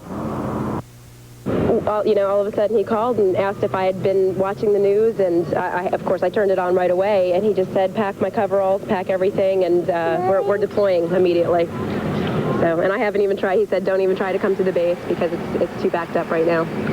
Now, traffic here has eased up some. That's perhaps because most of those non-essential personnel, those civil employees who work on the base but aren't essential to the base operation, have all been evacuated. They've all left for today, and they are told to call their supervisors tomorrow morning to find out what will take place as far as tomorrow. There is some traffic going in and out right now. They have narrowed it down to one lane. They are doing high security checks. They are sometimes randomly checking cars as well, just to make sure that only those people who should be on the base get on the base. For now, we're live in Mayport. I'm Brad Puffer. We do have a telephone bank set up with the help of volunteers from the American Red Cross, St. Vincent's Hospital, and Baptist Hospital. They're here to answer your questions about how to deal with stress, fear, and vulnerabilities raised by today's terrorist attacks. Psychologist Dr. Mark Masters is also with us.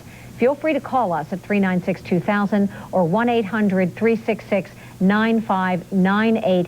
That phone bank will be open tonight through 6:30, and we do appreciate the help from our volunteers. And you can get the latest information online as well. Just log onto our webpage, news4jax.com. It will be constantly updating with new information throughout the evening. And please stay tuned to Channel 4 for the latest information on this still developing story. We will continue to bring you all local updates every half hour. We return you now to CBS News. Interesting clues, as it might turn out, may come from the plane that really did the least amount of damage. This was a flight that took off from Newark bound for San Francisco. Now that's a pretty long flight, maybe 5.5 hours or so, and it was a good hour into the flight. It went all the way up normally across Pennsylvania.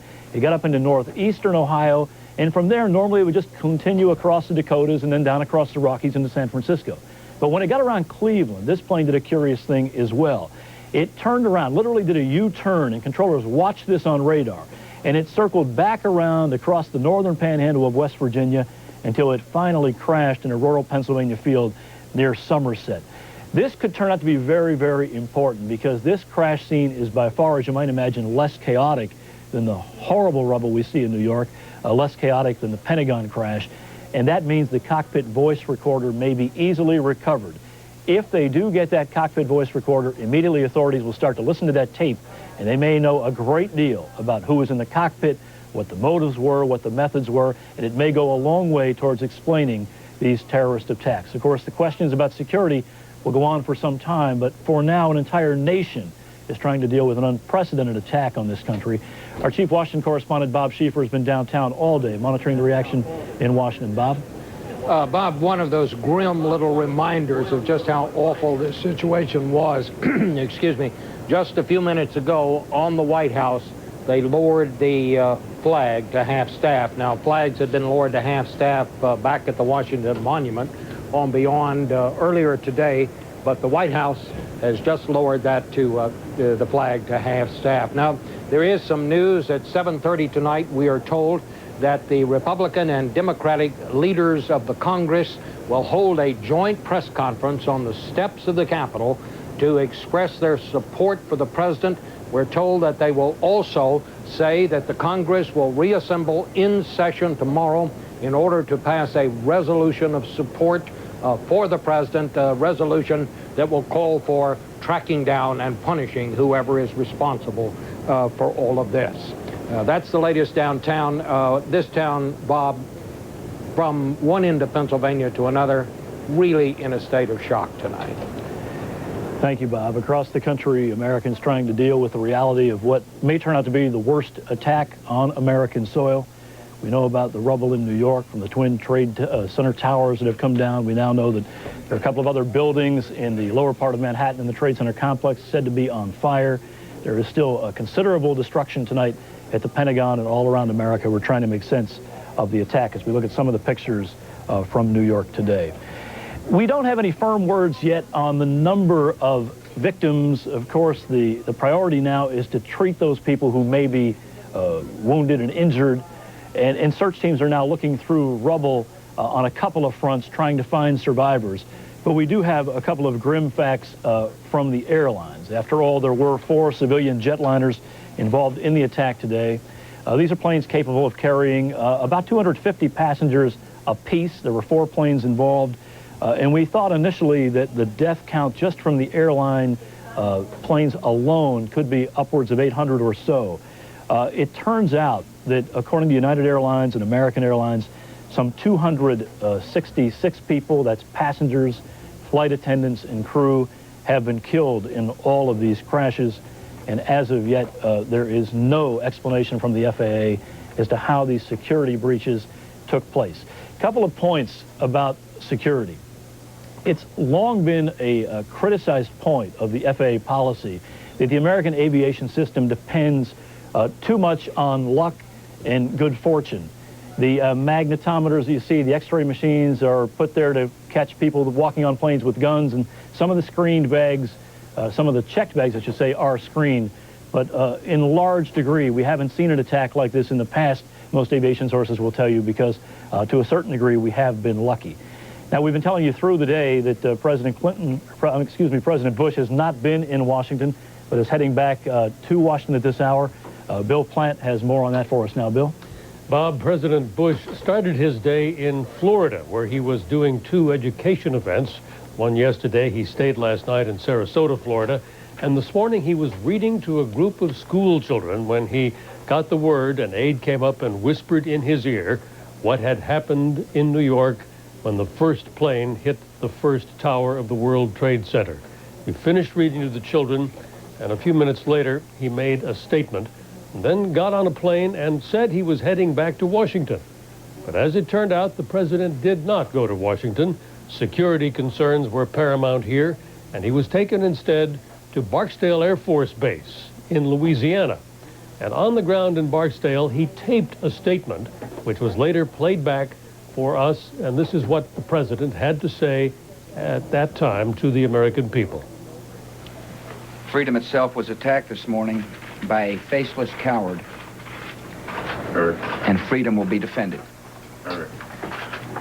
I want to reassure the American people that the full resources of the federal government are working to assist local authorities to save lives and to help the victims of these attacks.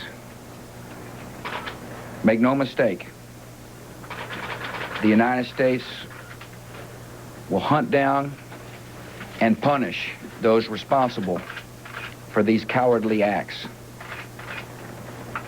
I've been in regular contact with the Vice President, Secretary of Defense, the National Security Team, and my cabinet. We have taken all appropriate security precautions to protect the American people.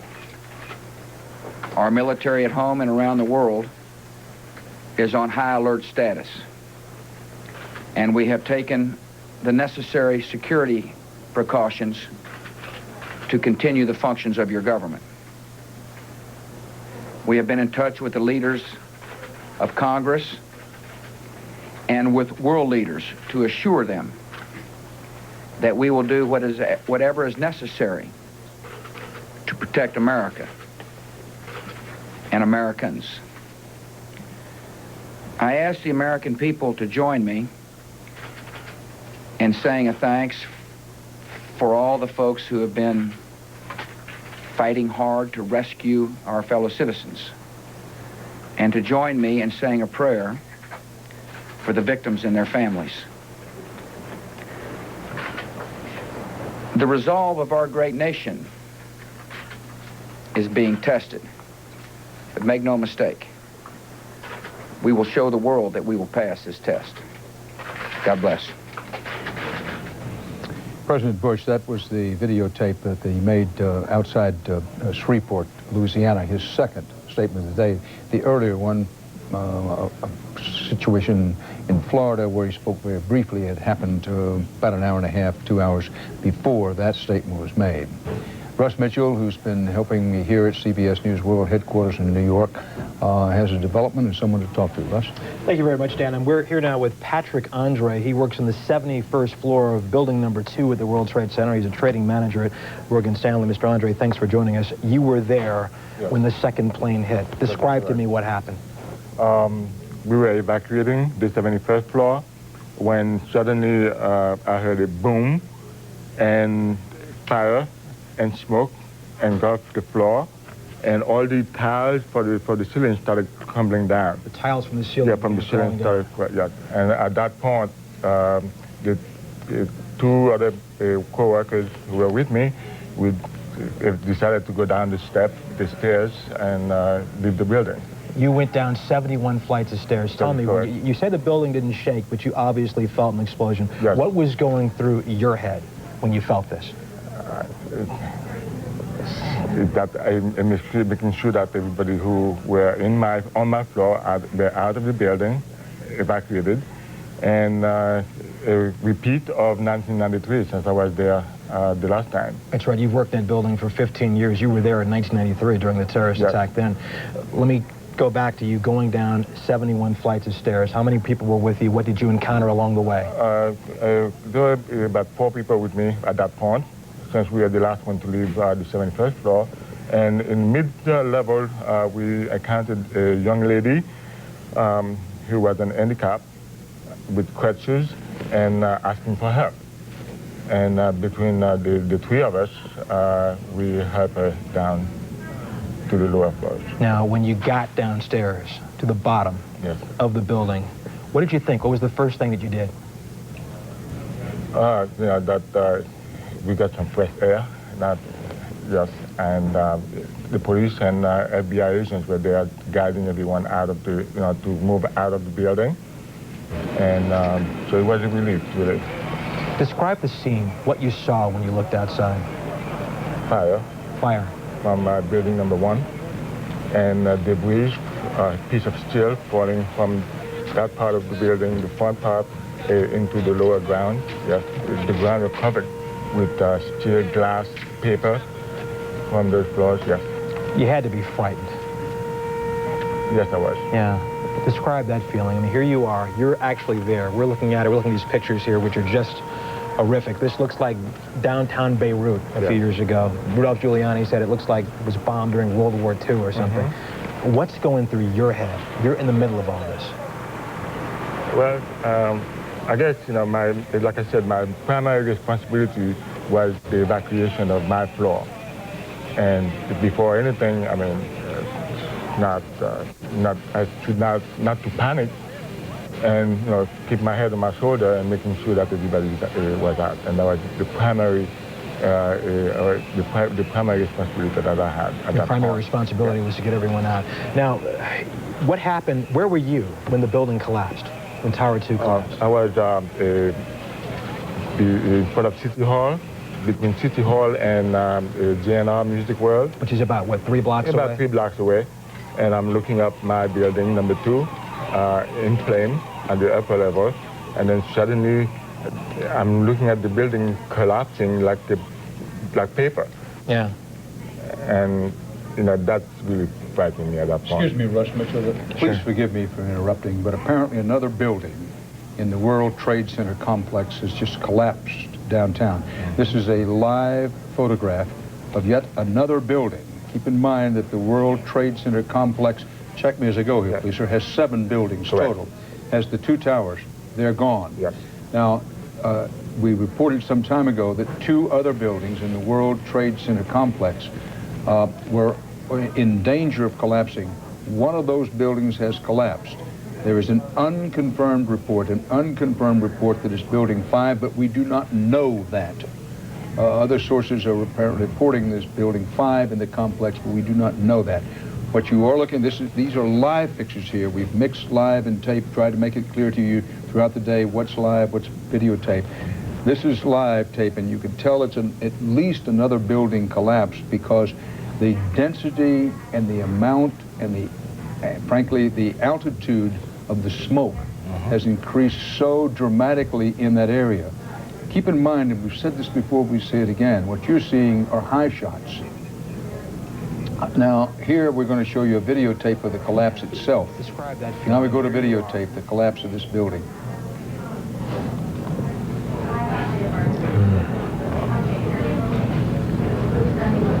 It's amazing. Amazing, incredible, pick your word.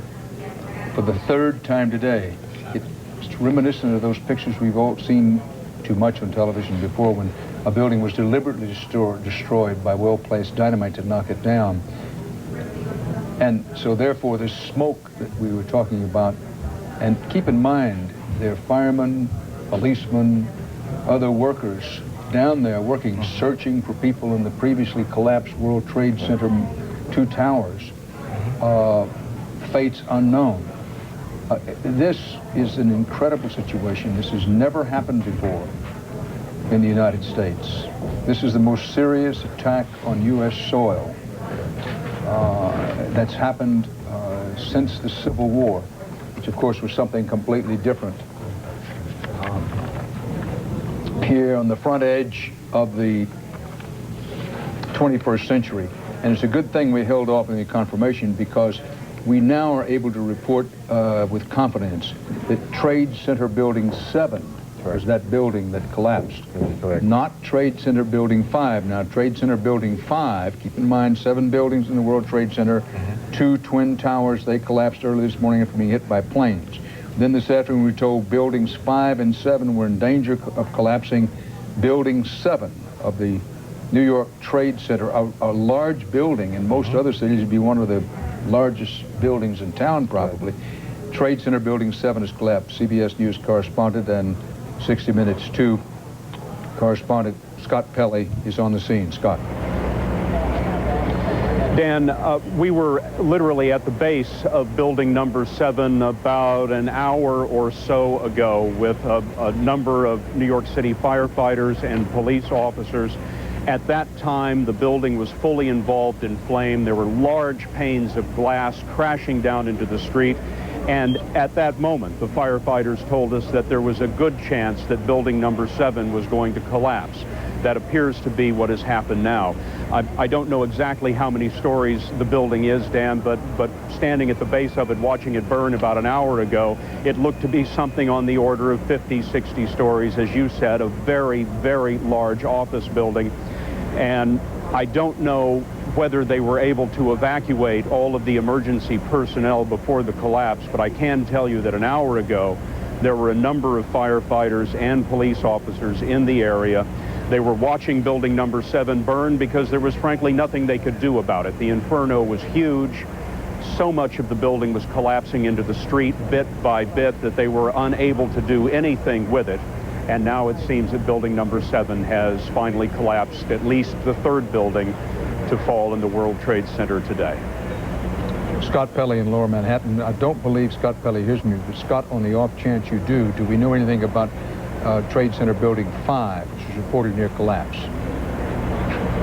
Dan, I don't know, but when we were down about a block from the base of the World Trade Center towers about an hour ago.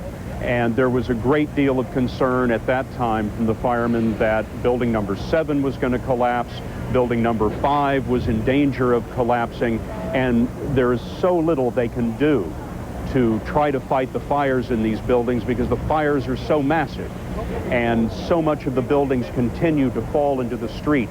When you're down there, Dan, you hear smaller secondary explosions going off every 15 or 20 minutes. And so it is an extremely dangerous place to be.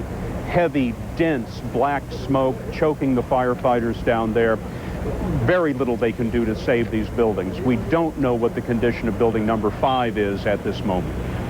Scott Pelley, and we're told Associated Press quotes authorities as saying that building 7, the one you just saw collapse on videotape there, and this has happened within the last few minutes, that we're told that the building had been evacuated. Sir, you know the World Trade Center complex. What was building 7? Do you know? It was the Salomon Salomon Smith Barney. Say again. It was built for Salomon Smith Barney. So Salomon Brothers and Smith Barney were in that building, headquartered there. Yes. But I want to emphasize that we're told that the building had been evacuated because it was in danger of collapsing in some time. I don't know. And in building 5, which is reported on... This is Morgan Stanley building as well. And you work in Morgan Stanley again? Building 5 is the operation for Morgan Thank you very much. And we get back to the point which has been made earlier in the day, repeated here, that the terrorists, whomever they may be, yes, there's a lot of talk about Osama bin Laden and others, but whomever this together, did so, a coordinated attack, attacking the 2 symbols of America's superpower status. The financial district, the Twin Towers now, and hearing about these other buildings, part of the World Trade Center complex around the towers, being centers of American financial institutions, and then, of course, another of the hijacked planes hitting the Pentagon. Not by coincidence, they chose these targets for their symbolism. Now, we're coming up to the top of the hour here in our continuing CBS News coverage from our world headquarters in New York. We do have coming in additional video that you haven't seen before, taken by private individuals, and we're going to show you some of that as we pass the top of this next hour.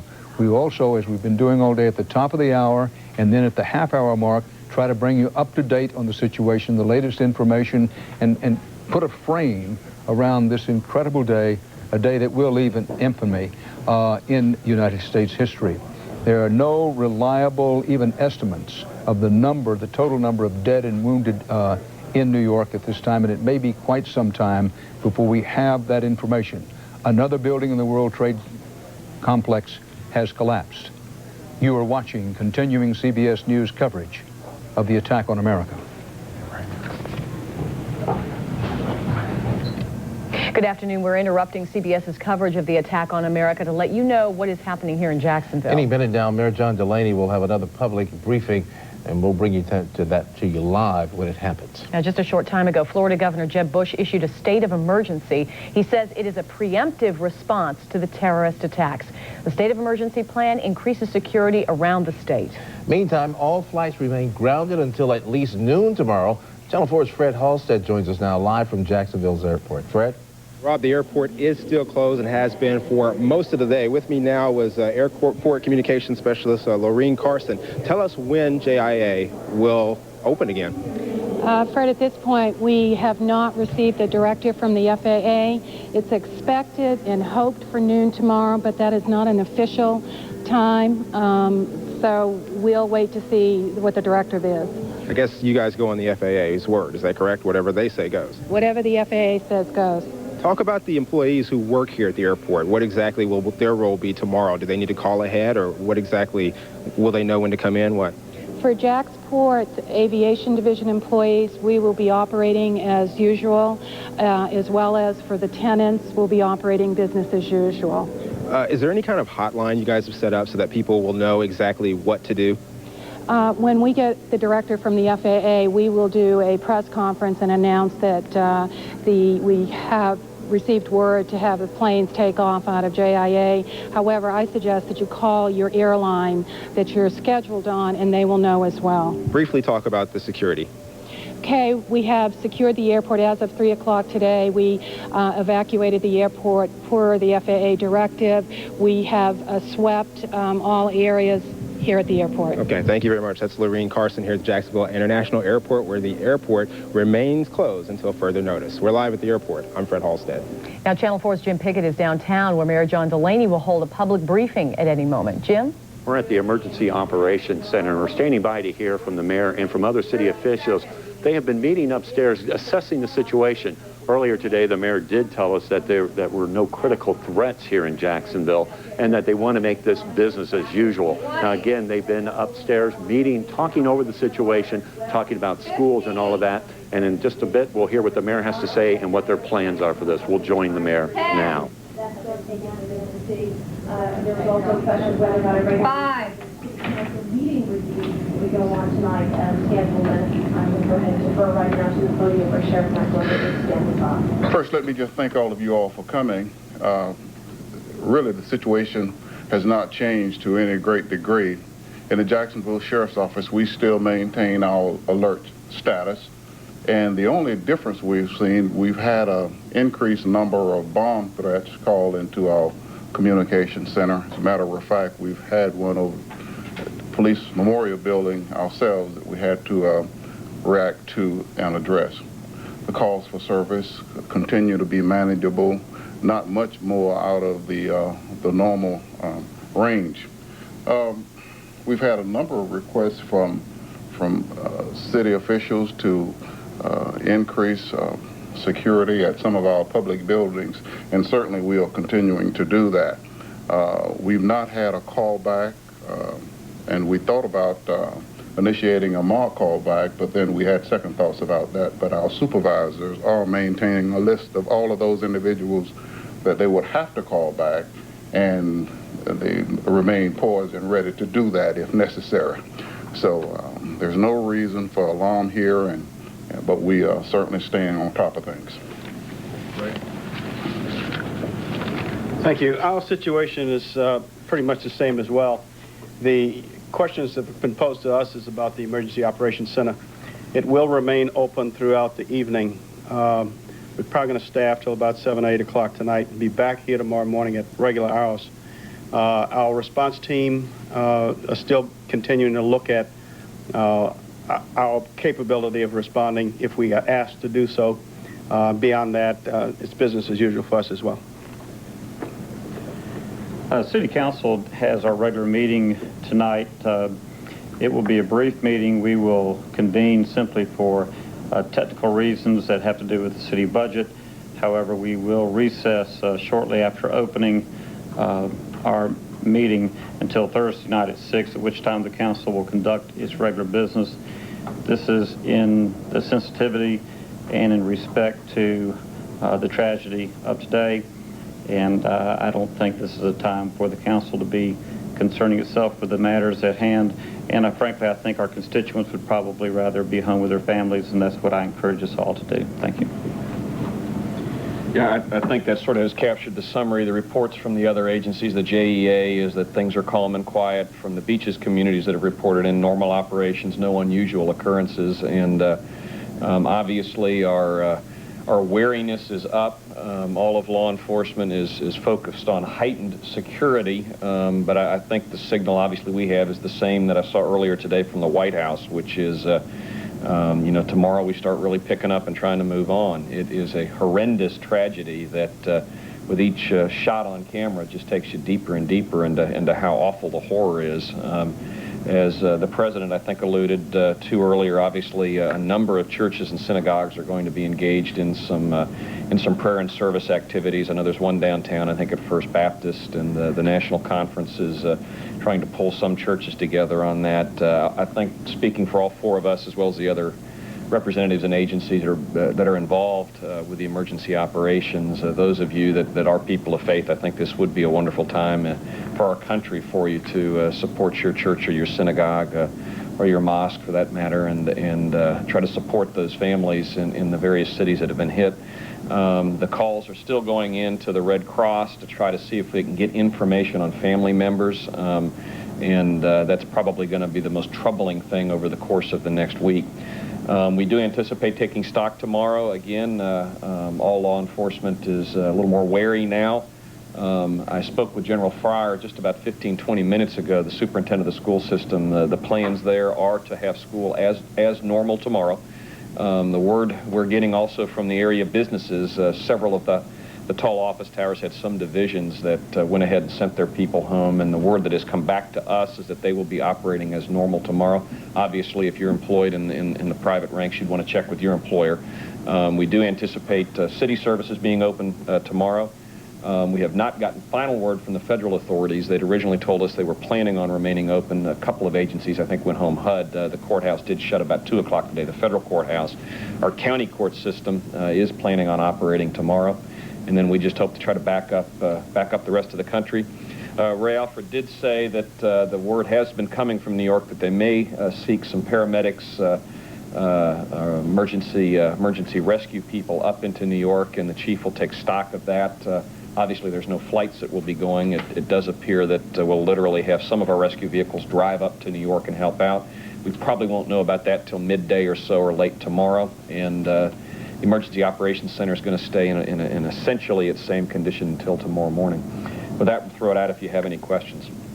So that's basically the situation here at the Emergency Operations Center. Thank you for coming. The mayor says they want to get things back to normal, and that's what they're hoping to happen tomorrow. They're going to stay in operation here till about 8 tonight.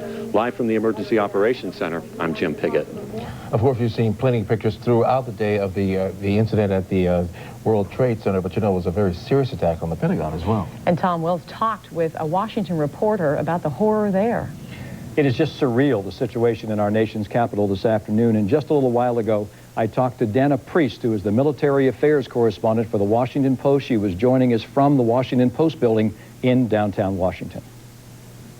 Well, you know, it's been quite severe. And in fact, I think it's more severe than they've announced so far, because I don't think they have it all under control. The fire that was burning there was so hot that they couldn't get to it, and it's in a part of the building that they couldn't get to. Part of it is new construction. They were trying to reconfigure the building. There's 24,000 people that work there. It's such a huge place. It's on a wing that is actually not what you'd call the leadership wing. It's the opposite side of that. So it didn't hit the building, the part of the building that included the Army leadership and things like that. It did, however, hit, I think, a corner of the Army National Guard and personnel offices and the Navy Public Affairs Office and that sort of thing. And they're still trying to determine the extent of the casualties, and they're still bringing people out now. And what we heard initially was that Secretary Rumsfeld heard the blast and went down, and instead of leaving the building right away, that he helped try to evacuate people, help people get on stretchers, I talked to one person who was close to the command center that's still right now in operation there, who said, you know, they were watching the Trade Center on the television when they heard the plane go by and then heard a loud explosion and knew immediately what it was. I think they're all pretty much in shock about how this happened and, you know, trying to deal with that down in the building now still. Then I know the Pentagon is a 24-hour place. Is there any way of telling how many employees, how busy this part of the building might have been at the hour this happened? Well, it's a peak hour for the Pentagon. They get in pretty early. A lot of people arrive there way before the sun comes up. So 9 o'clock is almost lunchtime for a lot of people there. So it's about as busy as you can get. I know the airplane did not hit the center courtyard where a lot of people take breaks and have lunch and things like that. But it would have been full offices. It's in the middle of the week. You would have had people, you know, coming in and out of offices, using the metro. I don't know to what extent the metro is damaged. I don't think it is. The heliport would be, again, it's the middle of their day, so an active thing. So lots of people around. We saw and we know from trying to reach people there that most everybody who's not essential has left. And a lot of people that normally are essential have left also. And some of them have relocated elsewhere. And some of them have stayed in the building. A lot of the reinforced command centers are in the basement of the building, and those presumably are fine. It is believed at this point that the plane that crashed into the Pentagon originated at Dulles Airport, which is, of course, is a very short distance from the Pentagon. Is there any information about an investigation at Dulles Airport? Has anybody been able to get a clue as to how this plane may have been taken over by these hijackers? You know, I don't think we know any of the details yet that would be firm enough to really talk about. I talked to one person there who's in the middle of it all, who said, yeah, there are thousands of clues. But whether they're reliable and exactly where they lead, you know that hundreds of people are working on that right now. But I think it's too soon.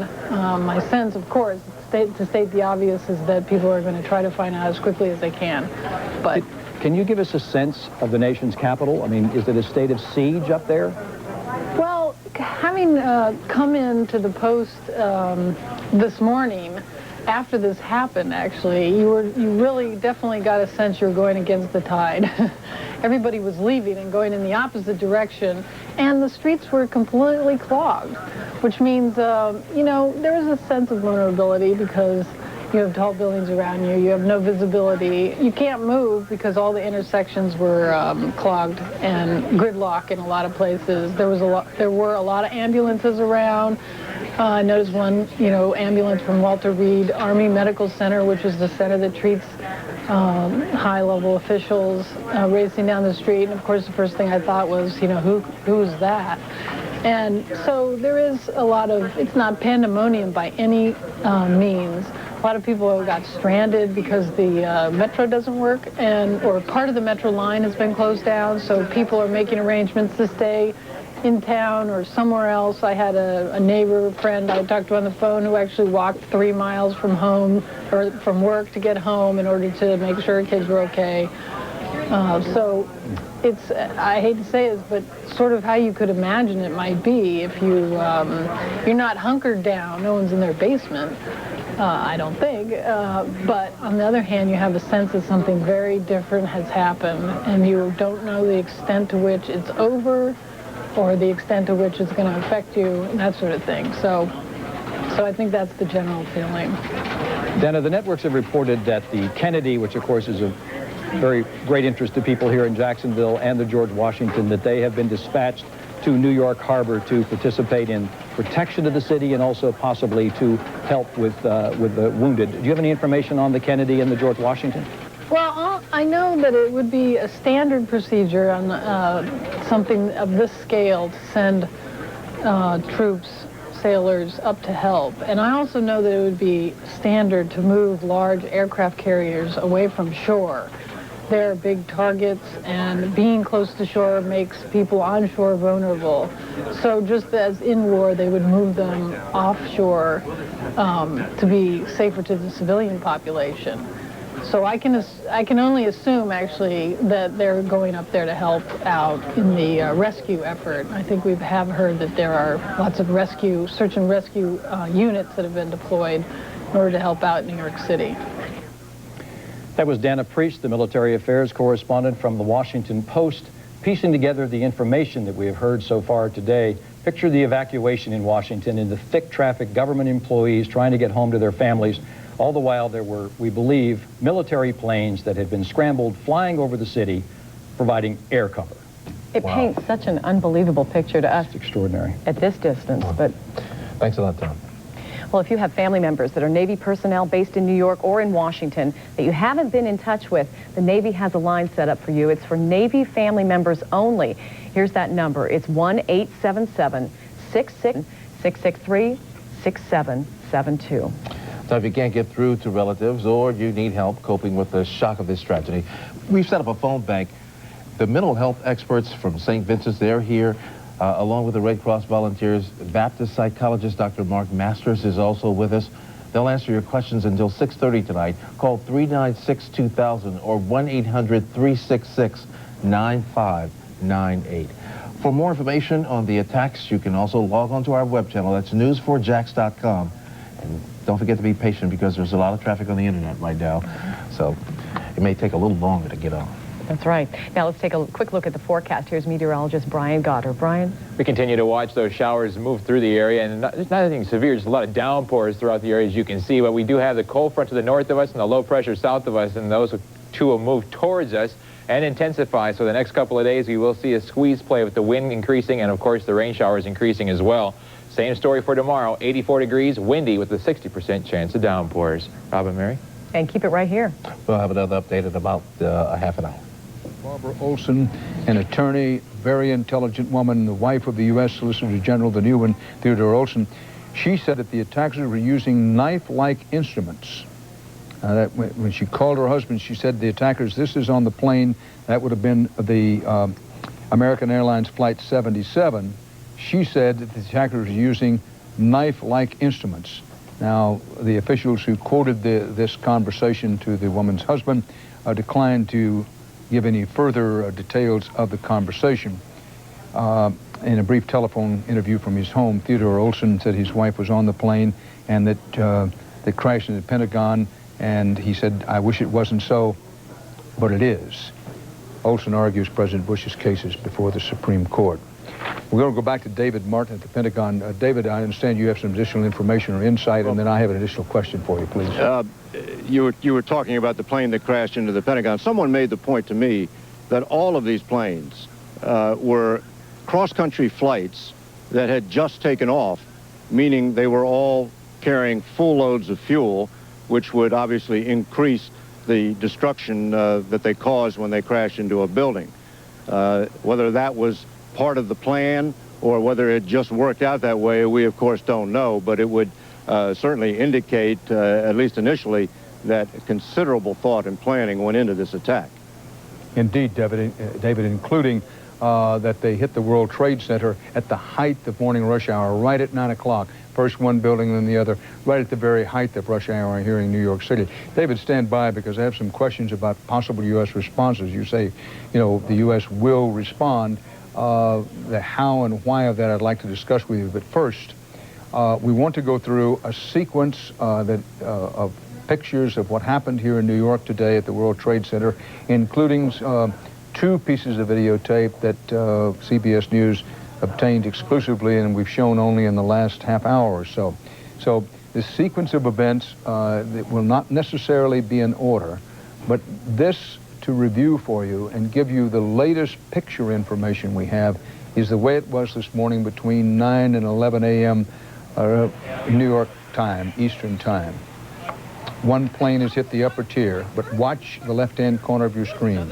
The second World Trade Tower has not yet been hit. It's about 9 a.m. Here comes the plane, very high speed, cuts almost through the building. Great balls of fire, tremendous bellows of smoke. The voices you hear in the background, the people in the home or the place where these pictures were taken.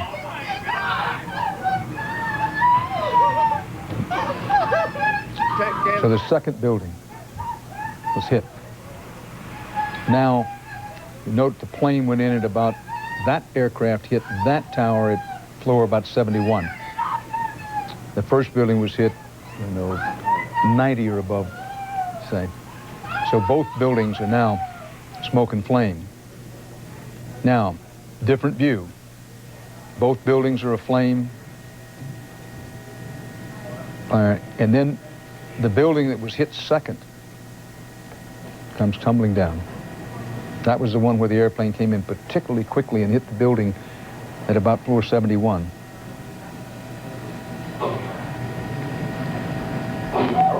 The Chrysler building in the background. Now the second tower, which was actually hit first by American Flight 11, begins to crumble.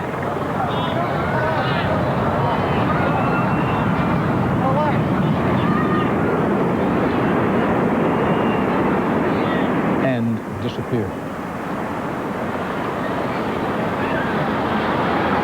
And since then, the most recent collapse, which happened just a short while ago, Building 7, a 47-story building as part of the World Trade Center complex, collapsed.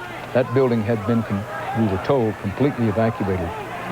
But the fate of people on the ground, including rescue workers, as it came tumbling down, we simply don't know. But it had been threatening to collapse, had been on the verge of collapse for a long while, so perhaps most of the area had been evacuated, but who could have anticipated this kind of incredibly dense and fast-moving smoke, which covers many blocks in New York.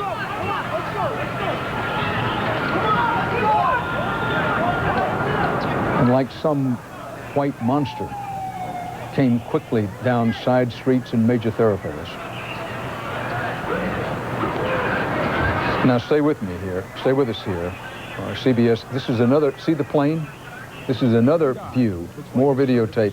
This plane. Against a backdrop of gentle blue sky, a terrorist arrow pierces the heart of a city and a nation. Oh.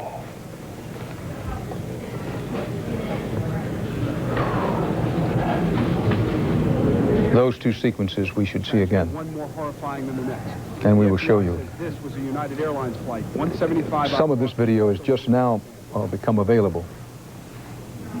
And in the aftermath, well, if you've been with us, you know what happens. We're going to try to re-rack. That's the opposite side of the second tower hit.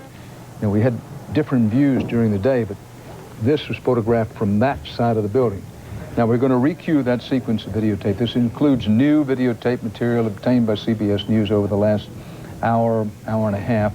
We have shown some of it. Now, this is the latest new video we have. You see the plane coming in high speed, aiming for the mid-level, and hits it. Pierces the heart of a city and a nation. That was the second flight, United Flight 175, and this is the reverse side of the building. See, the plane actually pierced the building. There were several angles. Virtually came out the other side. Yet another view, the plane hitting. It's almost like the building swallowed the plane. Yeah. Yes. And here you see this aircraft below. Did you see that? You had to be looking closely on the right-hand side to see it hitting there. And indeed, Russ Mitchell said it's almost as if the building swallowed the plane and then belched back up. Well, nobody's ever seen photographs like that because nothing like this has ever happened before. We go to David Martin at the Pentagon. Dan, we were talking earlier about trying to give the appearance of a return to normalcy. Well, now we have one other appearance of normalcy, which is the fact that Defense Secretary Rumsfeld will give a briefing later this evening in the briefing room in the Pentagon. In other words, we're going to be allowed to go back into the Pentagon, and obviously, as that is designed in part to give a show that you can damage the Pentagon, but you can't sink it, that business continues in there as normal. Now, obviously, one of the pieces of business that's going to be continuing now is planning for some sort of military retaliation although I think it's much too early for us to really have any good idea of what that might look like. David Martin, we're going to go to Bob Orr, has some new information in just a moment, but once in the Far East, an intelligence operative who was talking about revenge for things, terrorist events, used the quote, he said it was an old Oriental expression, revenge is best served cold, which the thought was that you don't want to enrage, lash out immediately. Now, given the fact, and it is the fact, that after the 1998 attacks on the U.S. embassies in East Africa, the United States government responded fairly quickly with 2 separate cruise missile attacks, many missiles, at Sudan and Afghanistan. My question to you, David Martin, when you talk about some kind of retaliation is certain, what has been the thinking before this happened about the advisability of responding immediately or waiting and, in effect, serving revenge cold? Well, they have 2 lines. One is that we will strike in a time and place of our choosing, and that supports the argument that you don't have to do something right away. But after those cruise missile attacks on the Sudan and Afghanistan, the argument was that that was not retaliation, that was preemption, because Osama bin Laden was planning further attacks against the U.S., and they had to disrupt his operations.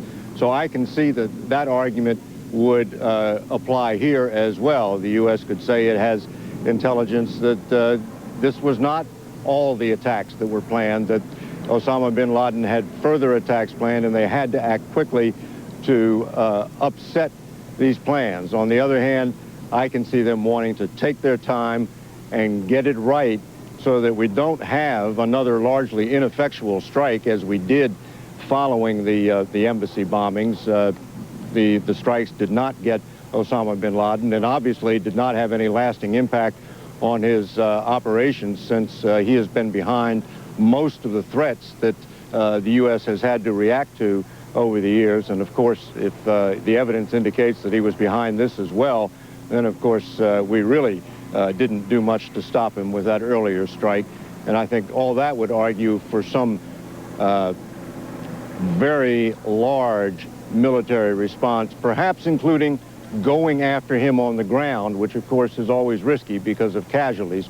But I think the proportion of the offense, I mean, let's face it, this was the worst sneak attack on America since Pearl Harbor. And when you put it in that context, I think the American public would support taking casualties to go after the person who was behind that. But all that's still pretty far down the road, Dan. Indeed, David Martin speaking live from the Pentagon. President Bush will address the nation tonight. CBS News will cover it live. We'll be staying on the air live. Very quickly, Russ Mitchell has some new information about attending to the wounded in New York. That's right, Dan. The Health and Human Services Department has activated a national medical emergency system. This is an unprecedented move that will dispatch about 7,000 volunteer doctors, nurses, pharmacists, and other pharmacists of the medical staff to areas affected by Tuesday's attacks, which of course would be New York and Washington. The timetable for this, Dan, I'm told, is immediately. Russ Mitchell, 7,000 volunteer doctors sought from around the nation to come help in New York with what is a massive healing and tending to the dead and wounded operation, which will go on for weeks, if indeed not months. Now, Bob Orr in Washington has a new insight on this information from Barbara Olson, who was aboard one of the planes hijacked, about knife-wielding or knife-type instruments in the aircraft, and Orr's going to put that in perspective for you just at the top of the hour.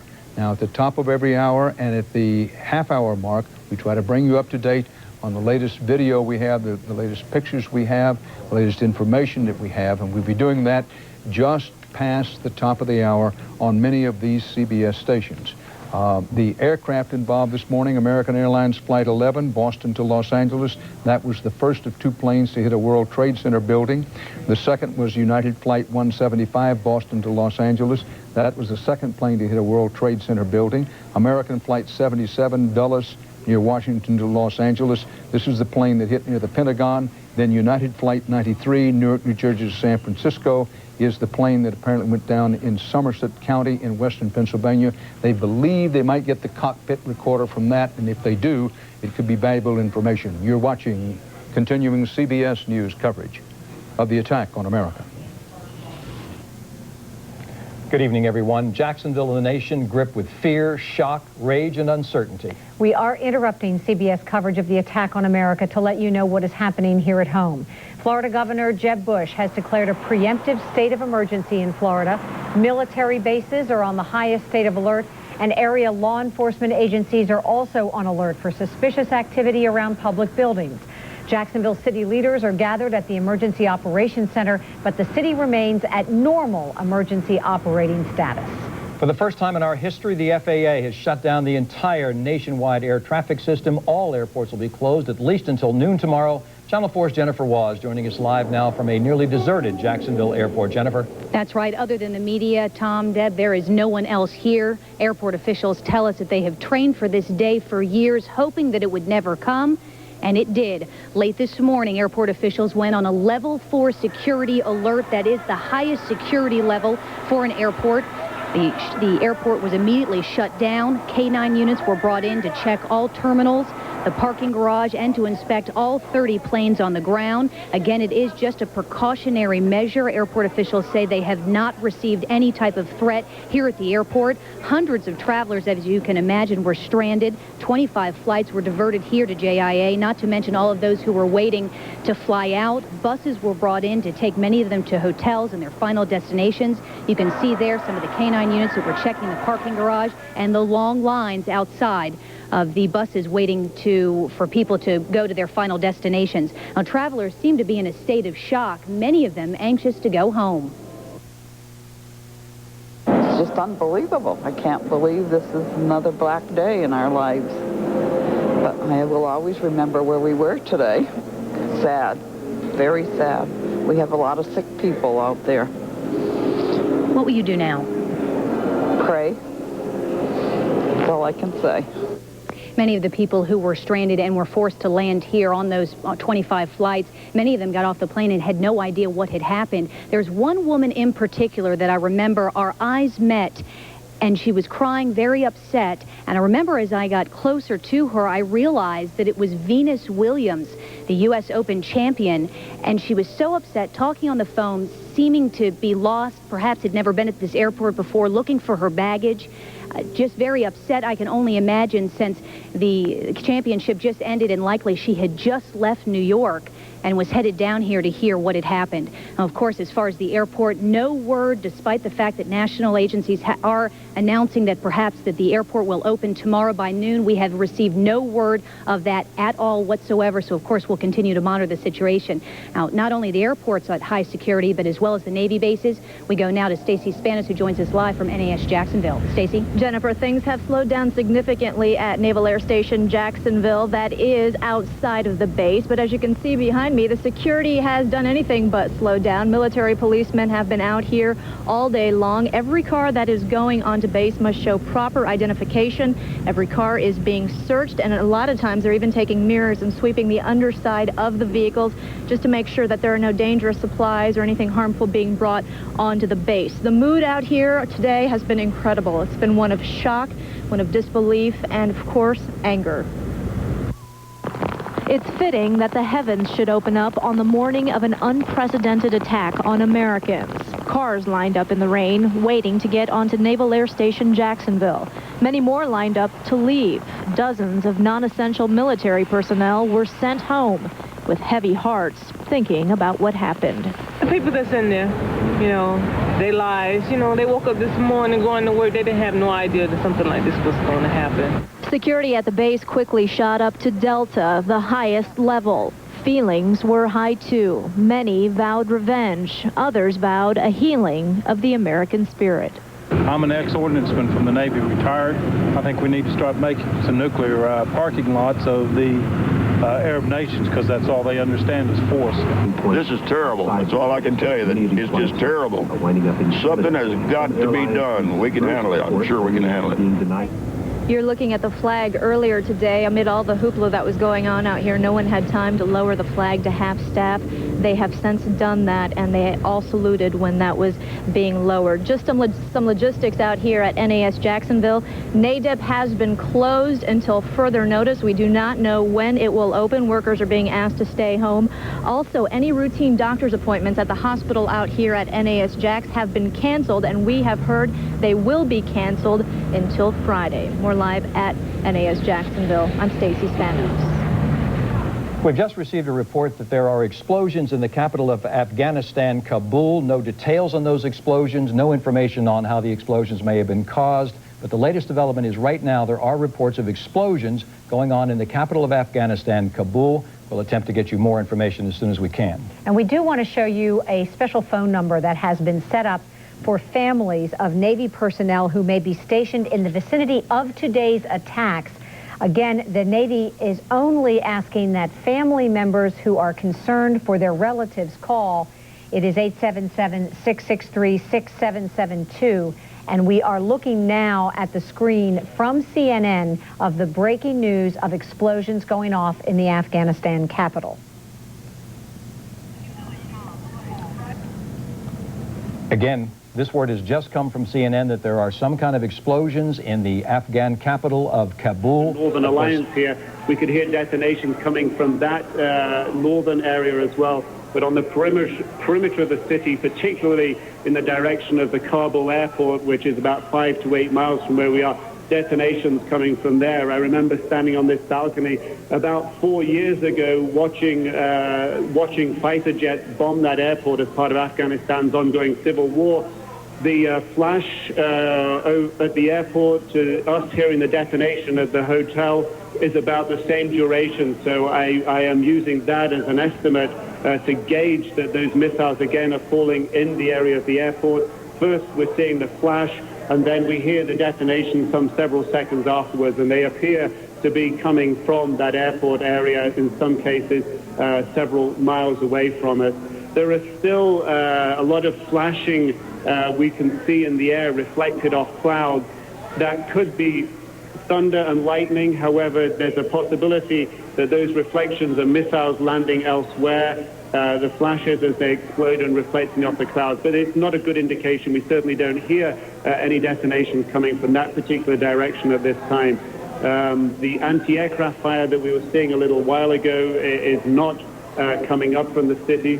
The city, apart from the detonations we were hearing a few minutes ago, appears very, very calm. The visibility here is excellent. We can see all the way across the city. It lies on a plain that's surrounded by the mountains here in Kabul. We have high mountains to the right.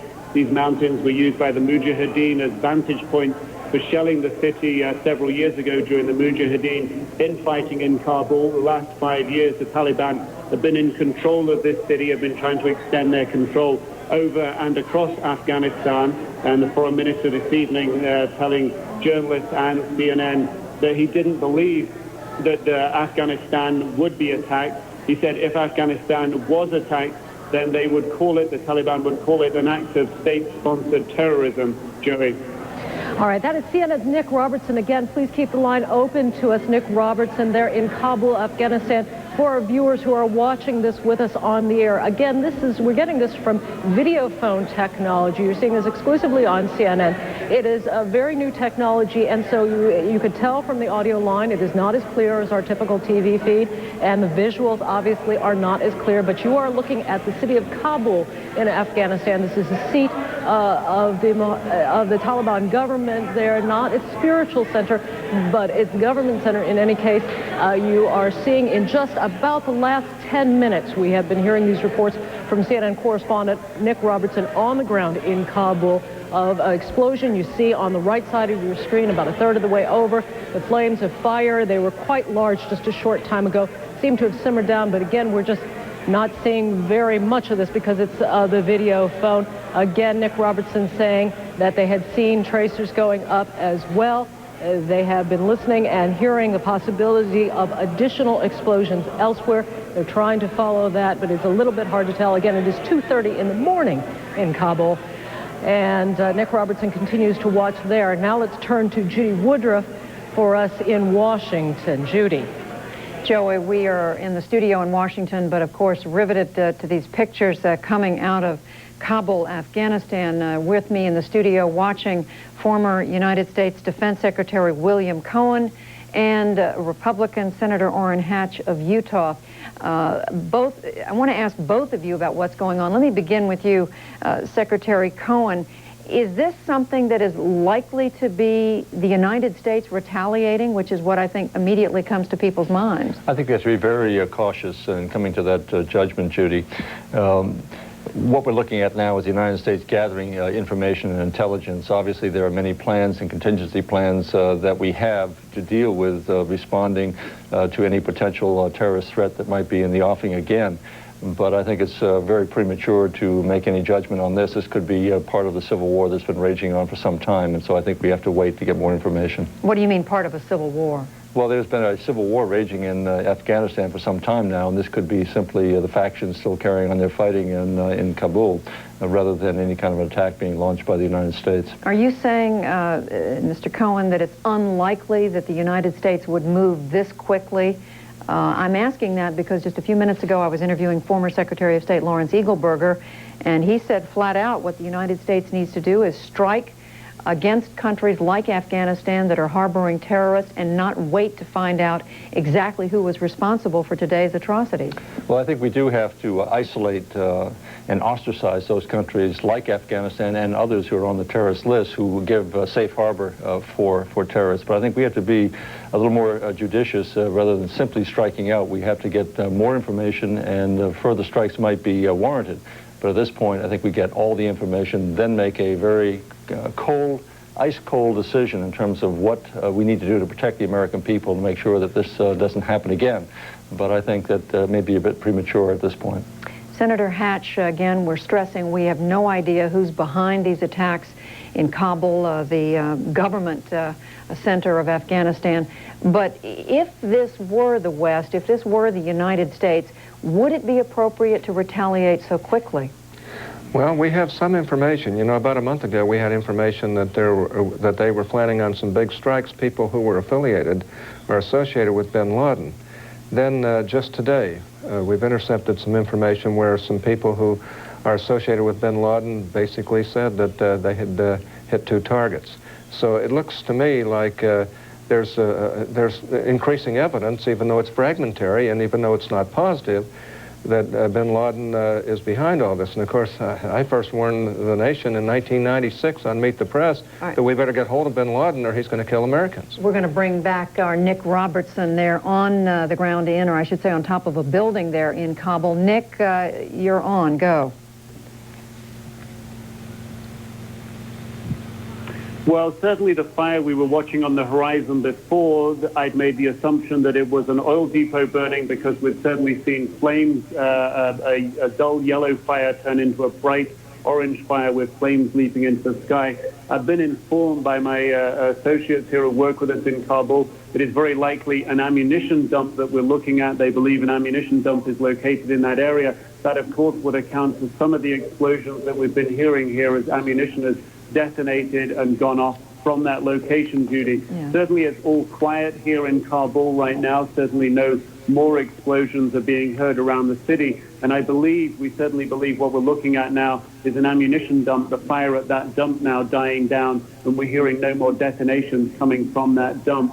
Certainly Kabul is within striking range of some of the long-range missiles that the Northern Alliance has and is capable of launching in this direction. And certainly in the past, the Northern Alliance has launched missiles at Kabul. It is not without the realms of possibility that the Northern Alliance could launch missiles at this time. The Northern Alliance in the last couple of days has gone through the rather traumatic process of an assassination attempt on its key leader, Ahmed Shah Massoud. Still unconfirmed whether that leader is alive or dead, and certainly there's a ferocity within the internal fighting going on in Afghanistan at this time. One certainly cannot rule out that any missiles falling on the city tonight could be coming from that Northern Alliance.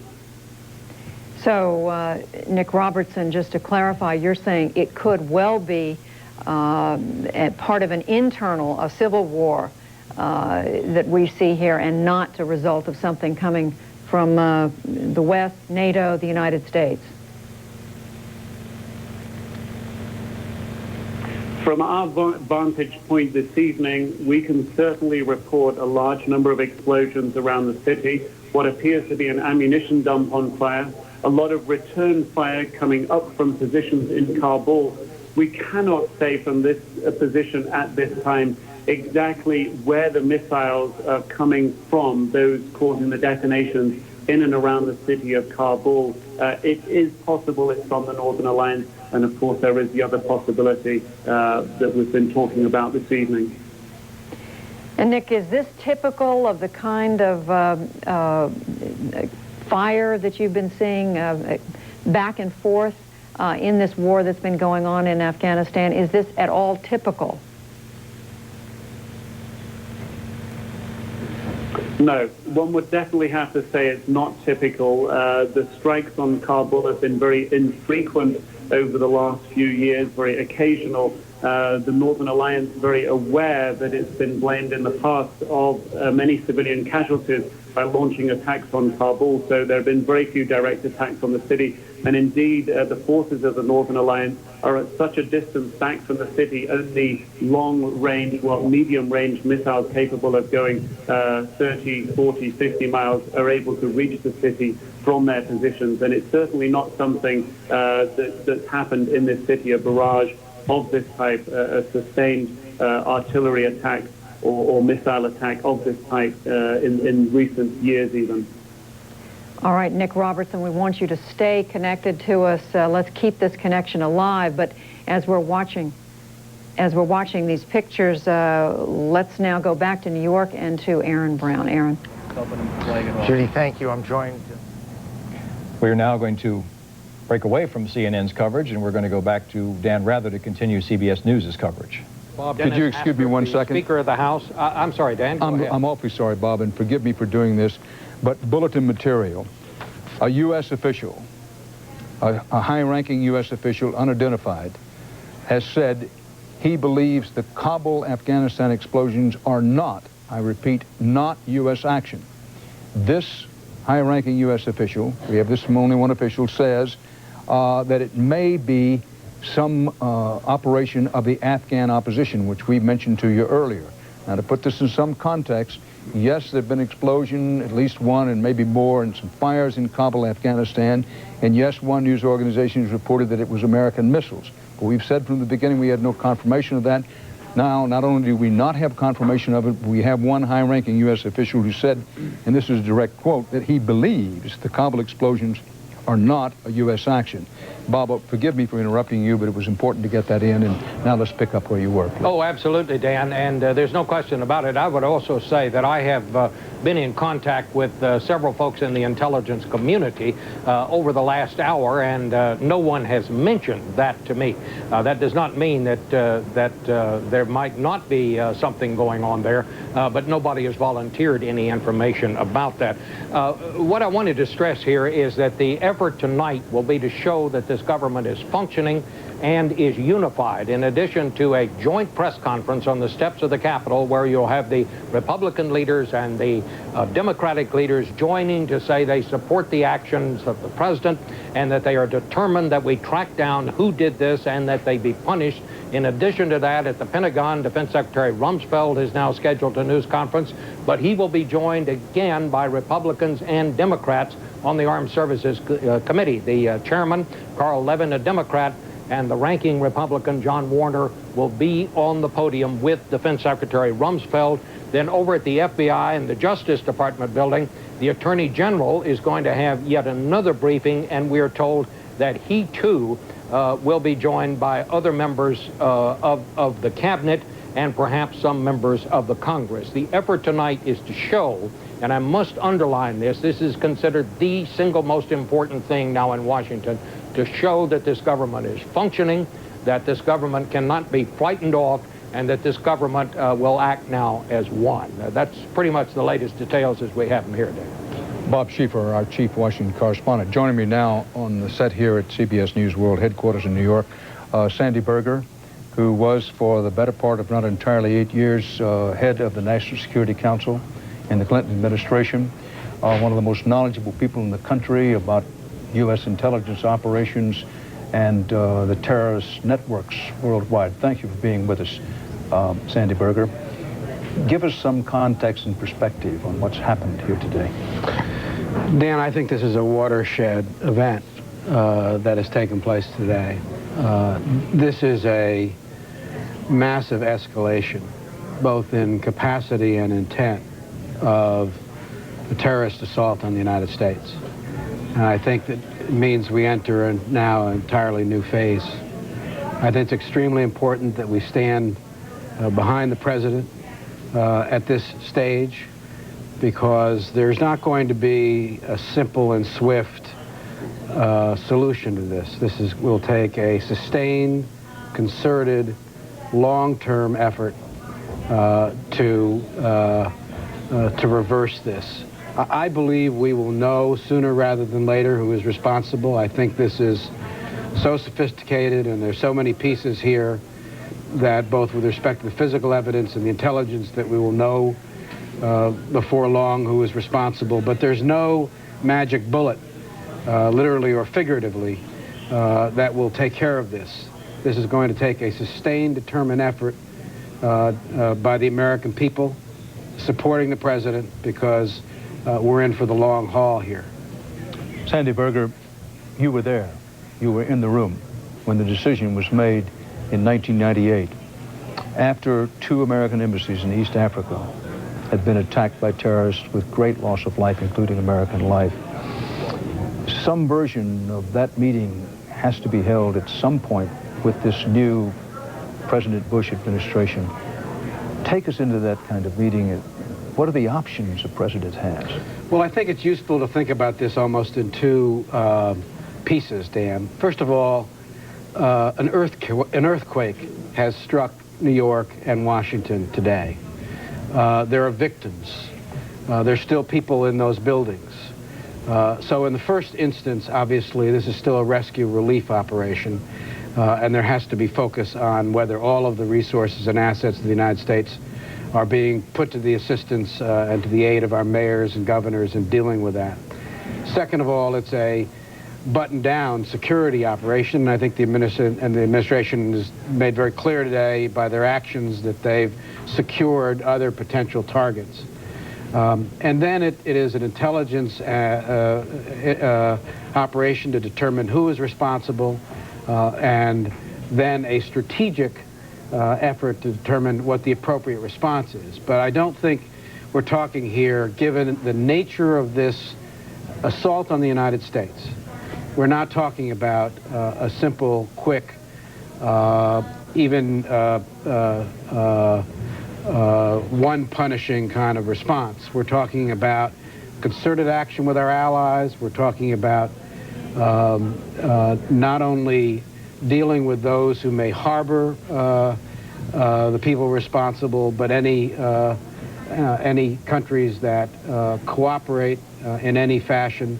But I think we have to think about this over the long haul, fasten our seatbelts as a country, because actions we take will have their own consequences, give our support to the president, and recognize that we're in a new phase here. Sandy Berger, until recently head of the National Security Council. Stick with me here for a moment. Let me remind our viewers and listeners worldwide that in many of these stations, the CBS Evening News will be coming up in about 6 or 7 minutes. We'll have the CBS Evening News as part of our continuing CBS News coverage. We're going to be on the air through the night and through the early morning hours, including President Bush's address to the nation, hopefully from Washington, D.C., if not the White House itself, later in the evening. All of that coming up is to tee up the fact that the CBS Evening News will be on the air in the next 6 to 7 minutes.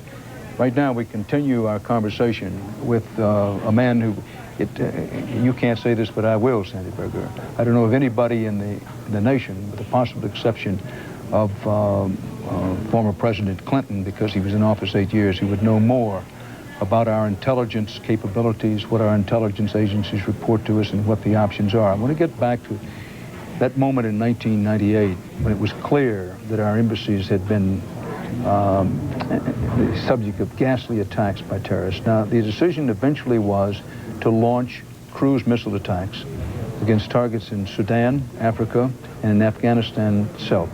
The purpose of that was what, in the main? The purpose, there were several purposes. Number one, we had information, we had intelligence which led us to believe that there would be, at a particular location in one of the camps, a number of the chief operatives and perhaps bin Laden himself. And so this was a strike at the command and control center.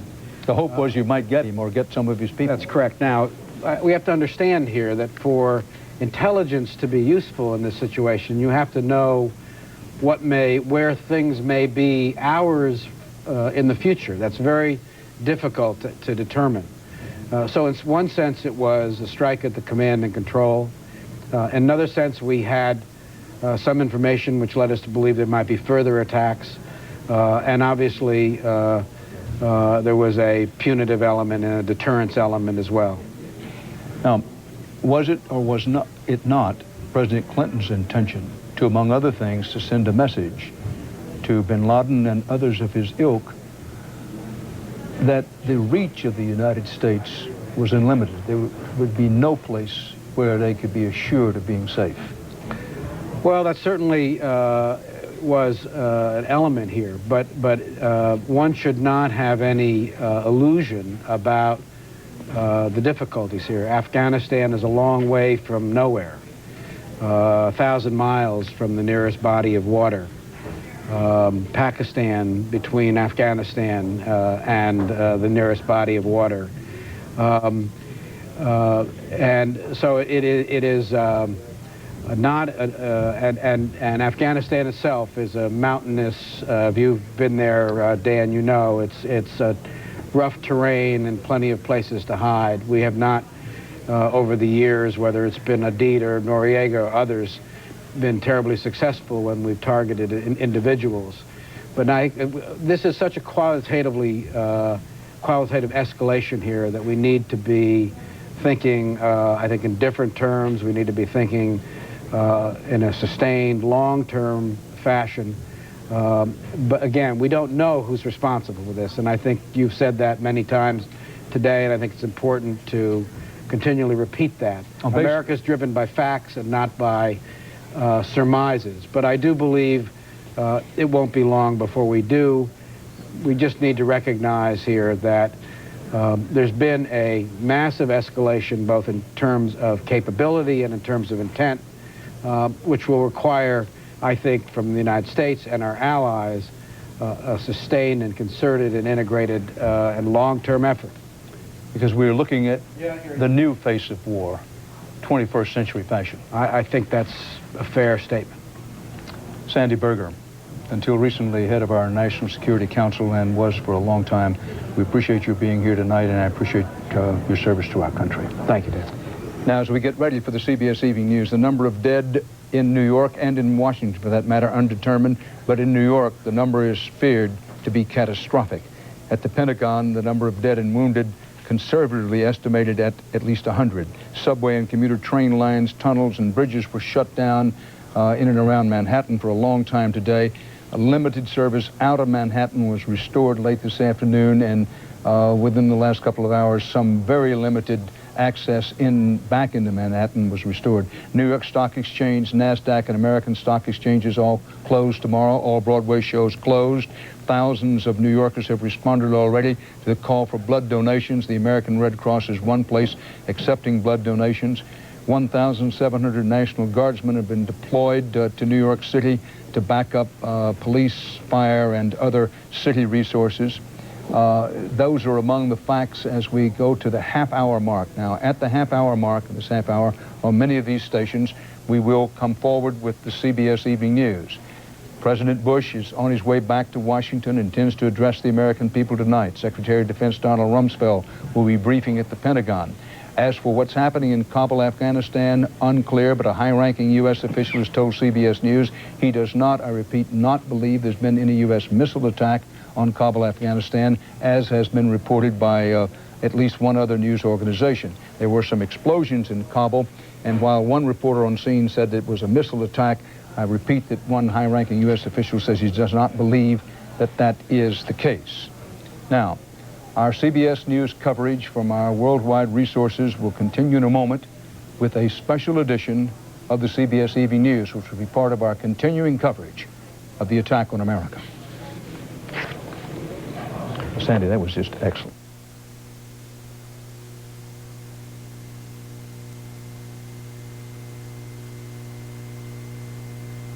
A stunning and cowardly strike on the United States.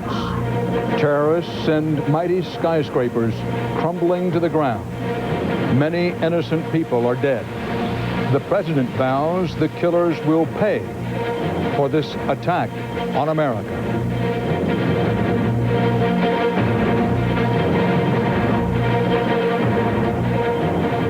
September 11th, 2001.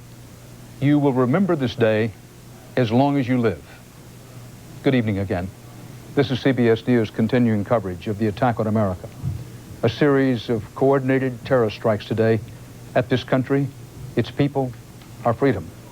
Strikes that came without warning. 4 U.S. commercial jetliners were hijacked. 2 crashed into the World Trade Center here in New York City and sent the giant twin towers filled with workers crumbling to the ground. A 3rd hijacked airliner slammed into the seat of American military power, the Pentagon. The 4th hijacked airliner, target unknown, but possibly a target intended in or near Washington, went down in southwestern Pennsylvania. Here's what's happening at this hour. As the evening goes on and night begins to fall in New York and Washington, brave rescue workers are searching desperately for victims in the rubble of the World Trade Center towers and a 3rd building around the World Trade Center that also collapsed. 50,000 people generally work in the World Trade Center.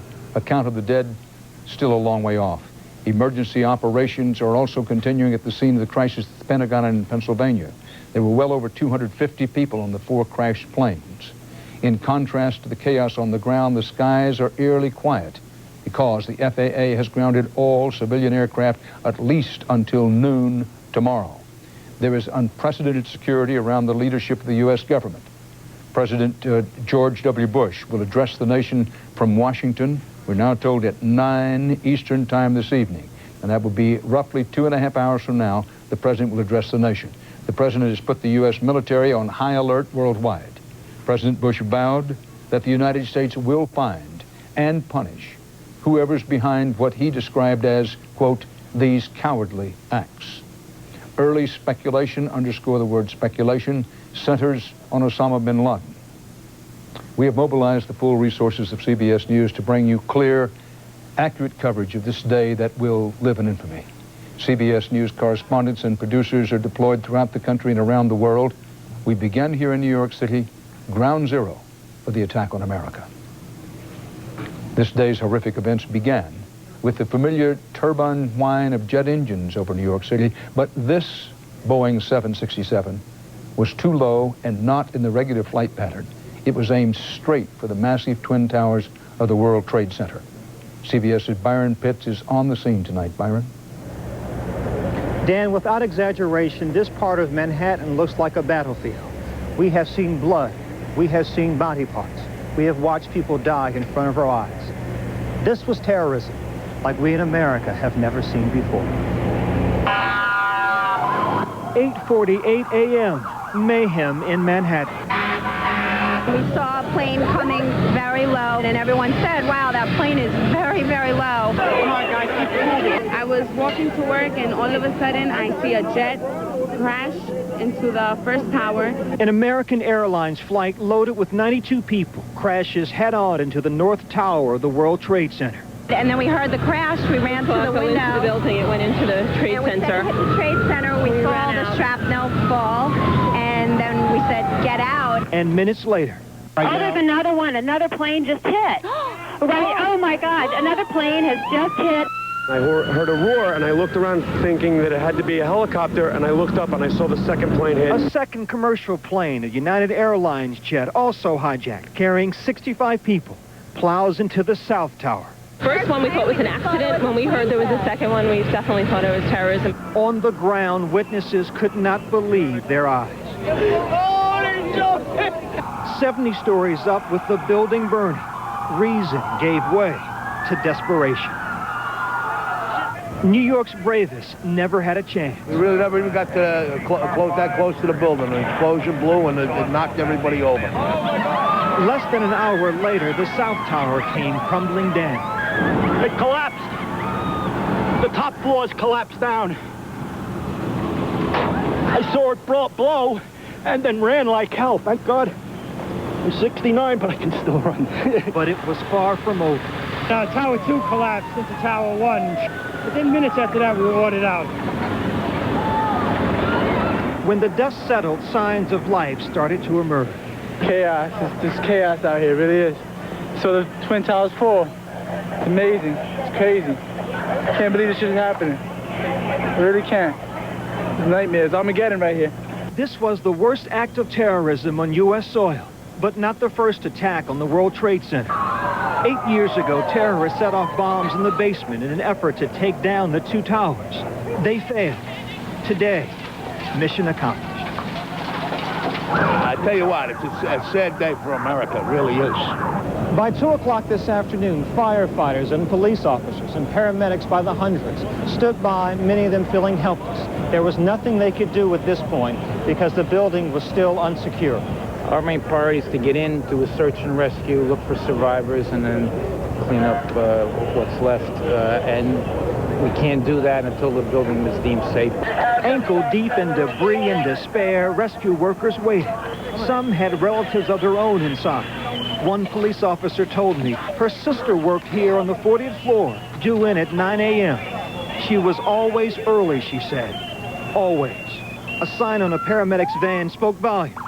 We're going to do the best that we can to get people out of there, get into the hospital, get back in line, go back out there and do it again. New York Port Authority Police Chief William Hall choked back tears. For him, this was no longer just work. On a personal level, because I know that these are all your men and it's a business, but I'm sure that a lot of these guys are your friends. How you holding up? It's not a business now, it's personal now. Sir? It's personal now. We have to get them. Back live, we have had little relief here. Take a look at this. About an hour ago, World Trade Center building number 7 collapsed. A 42-story building, weakened by the devastation that had occurred earlier today. No word of any casualties in the building. It was the one calamity that was not a surprise. Police had evacuated the area hours ago. Fearful building number 7 would indeed fall down. This morning when the first tower collapsed, I was standing about 3 blocks away with CBS News correspondent Mika Brzezinski. As a fireball rolled toward us, Mika grabbed her shoes, I grabbed her hand, and we ran like hell. Thousands did. Dan, except for a few sirens, I have never heard New York City this quiet. Graveyard quiet. Dan? Byron Pitts in Lower Manhattan. When the first World Trade Center building was hit, rescue workers rushed to it. We're now told that some of those rescue workers died as the second World Trade Center building was hit and eventually the 2 buildings collapsed. Now about today's other terrorist strike at the seat and symbol of U.S. military power, the U.S. Defense Department, the Pentagon. There were 64 people aboard American Flight 77, the jetliner hijackers used to ram into the Pentagon. CBS News' David Martin reports the deadly impact there. David? Dan, as you can see behind me, the Pentagon is still smoldering from that direct hit it suffered this morning, but it's finally cooled down enough so that rescue workers can begin the task of recovering the dead and wounded. One early count put the number of dead at 20, but no one expects it to stop there. The first attack ever on the Pentagon occurred at 9:38 a.m. Eastern Time. Flipped this pole over here, hit another pole and slammed right into the building. Huge explosion, and then utter pandemonium, as you might imagine. I mean, everybody was screaming, "Oh my God." A hijacked American Airlines jet, which had just taken off from Dulles Airport, flew right up the main highway leading north into Washington and straight into the citadel of American military power. There was no doubt about it. It was American Airlines slammed right into the building, and there was no doubt about it. Whoever was piloting that plane was aiming for the Pentagon. Fearful that, like the World Trade Center, a second airliner was on its way, most of the building's 23,000 workers fled. Plane's coming in. Come on.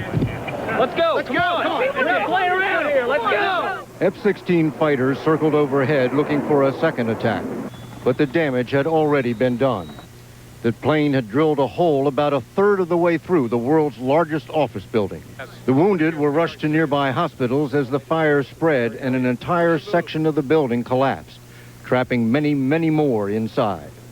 Arlington search and rescue personnel are just now, and it's about almost 2 o'clock, just now gaining access to portions of the building where the plane hit because the fires were too intense. One ray of hope. The Pentagon is undergoing a major renovation, and some of the offices in the path of the plane were vacant. We're trying to find out who made it out okay and account for the people that may not have made it out. When the plane hit, Defense Secretary Rumsfeld dashed from his office on the other side of the building. And proceeded down towards the impact point in the building. It actually went outside the building and was helpful in getting several people that were injured onto stretchers, and then came back into the building and was in the National Military Command Center. With smoke hanging in the air of the command center, Rumsfeld ordered aircraft carriers, amphibious ships, cruisers, and destroyers to New York and Washington, where they can serve as floating hospitals, help with the cleanup, and provide air defense against the possibility of more attacks. Rescue efforts are a long way from over, but the FBI is already combing the debris for clues to who was behind this. The Pentagon has put all its bases on the highest state of alert, and the State Department has done the same thing with American embassies around the world. The early suspicion is that Osama bin Laden was behind this, and U.S. officials say eventually there will be military retaliation. Dan?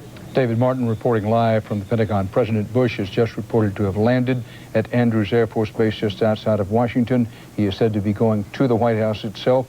From there, he will address the American people tonight. We will see and hear it, of course, live on CBS News. As regards the explosions in Kabul, Afghanistan, a senior Pentagon official now says, and I quote him, "That is not a U.S. strike." Repeat, not a U.S. strike. This despite reports from the scene by at least one reporter on the scene who said that it was a missile strike. A senior Pentagon official says that it's simply not true. It wasn't a U.S. strike. Now, to punish those behind today's attacks, the United States and its people must first determine who they are. We are a country that believes in facts and the pursuit of facts. The facts are few about who's responsible for this. There has been much speculation, italicize, underscore the word speculation about that today, with Osama bin Laden, the renegade Saudi millionaire, frequently mentioned. No one knows who did this. CBS's Jim Stewart in Washington is following the investigation, checking his sources, and has this live report. Jim? Dan, apparently we have a little bit more now than just speculation. U.S. intelligence officials and law enforcement no longer have just a theory about today's unprecedented attack. They now have some evidence, and it all points to Osama bin Laden. Sources tell CBS News that hours after the attack, intelligence agents detected what one official is calling significant indicators that the suicide planes were hijacked by members of Al-Qaeda, the terrorist group that reports to bin Laden. Sources describe the intelligence as communications intercepts, but would not provide any details. It's not definitive, said one official, but it is persuasive.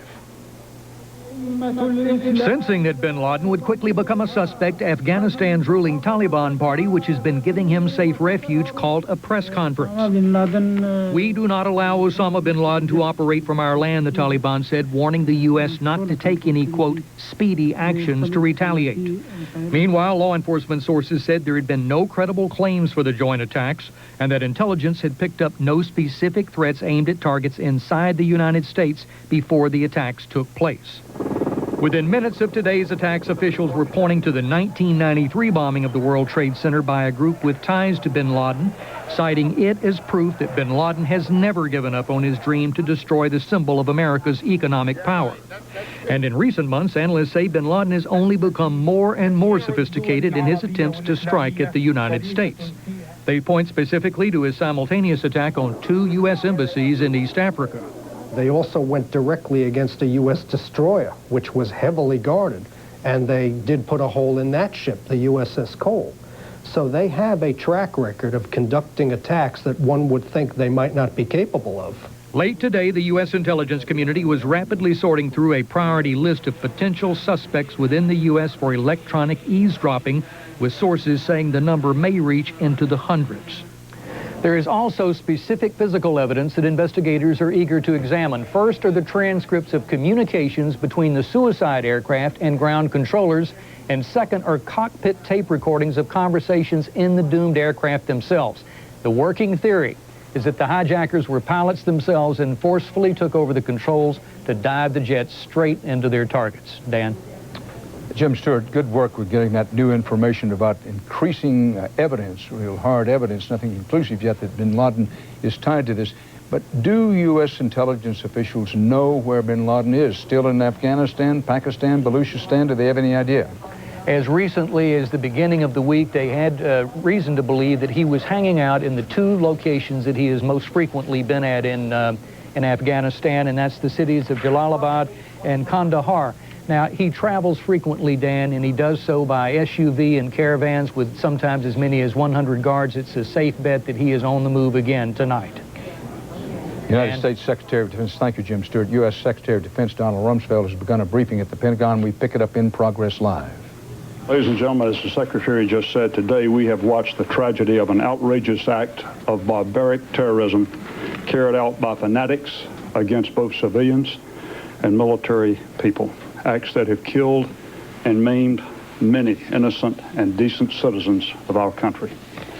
I extend my condolences to the entire Department of Defense families, military and civilian, and to the families of all those throughout our nation who lost loved ones.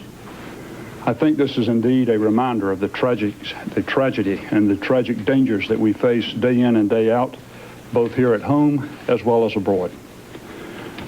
I would tell you up front, I have no intentions of discussing today what comes next, but make no mistake about it, your armed forces are ready. Mr. Chairman of the Senate Armed Services Committee, Carl Levin. Our intense focus on recovery and helping the injured and the families of those who were killed is matched only by our determination to prevent more attacks and matched only by our unity to track down, root out, and relentlessly pursue terrorists, states that support them, and harbor them. They are the common enemy of the civilized world. Our institutions are strong, and our unity is palpable. Senator John Warner. Thank you. As a past chairman preceding Carl Levin, I can assure you that the Congress stands behind our president, and the president speaks with one voice for this entire nation. This is indeed the most tragic hour in America's history. And yet I think it can be its finest hour, as our president and those with him, most notably our Secretary of Defense, our chairman, and the men and women of the armed forces all over this world stand ready not only to defend this nation and our allies against further attack, but to take such actions as are directed in the future in retaliation for this terrorist act. A series of terrorist acts unprecedented in world history. We call upon the entire world to step up and help, because terrorism is a common enemy to all, and we're in this together. The United States has borne the brunt, but who can be next?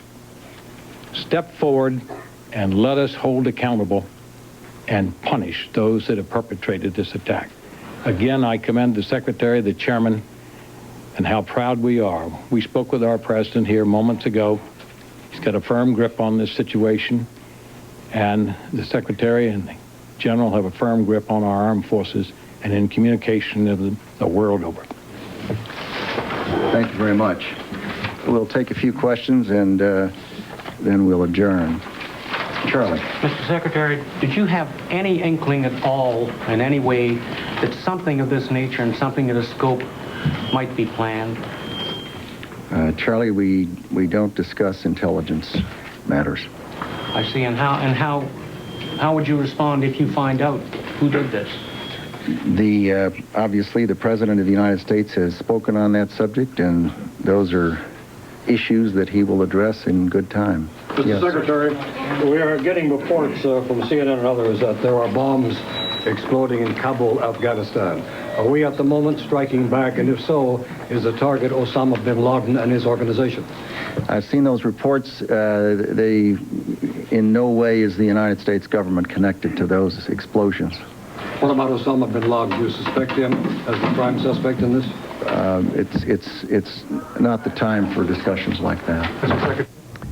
A show of bipartisan support and solidarity at the Pentagon with Secretary of Defense Rumsfeld orchestrating this bipartisan appearance by members of Congress and General Hugh Shelton, the chairman of the Military Joint Chiefs of Staff in Washington. That'll go on for a bit, but the Secretary of Defense never noted for talking a lot under crisis circumstances, making it clear he wasn't going to say a lot about what's going on. President Bush condemned the terrorist attacks. He vowed to bring those responsible to justice when it is determined who did it. The president is now back in Washington, headed at last report for the White House itself. He intends to address the nation from Washington this evening. We expect that at 9 o'clock Eastern time. That'd be 8 Central, and of course 6 p.m. On the West Coast. CBS News Chief White House Correspondent John Roberts has the latest. John? Dan, even as the president makes his way back to the White House, the administration is still trying to come to grips with the scope of this tragedy. Secret Service sources tell CBS News that this indeed was just like Pearl Harbor. There was nothing on their threat assessment, no warning that this was coming. The president was in Florida when word of the attacks first broke.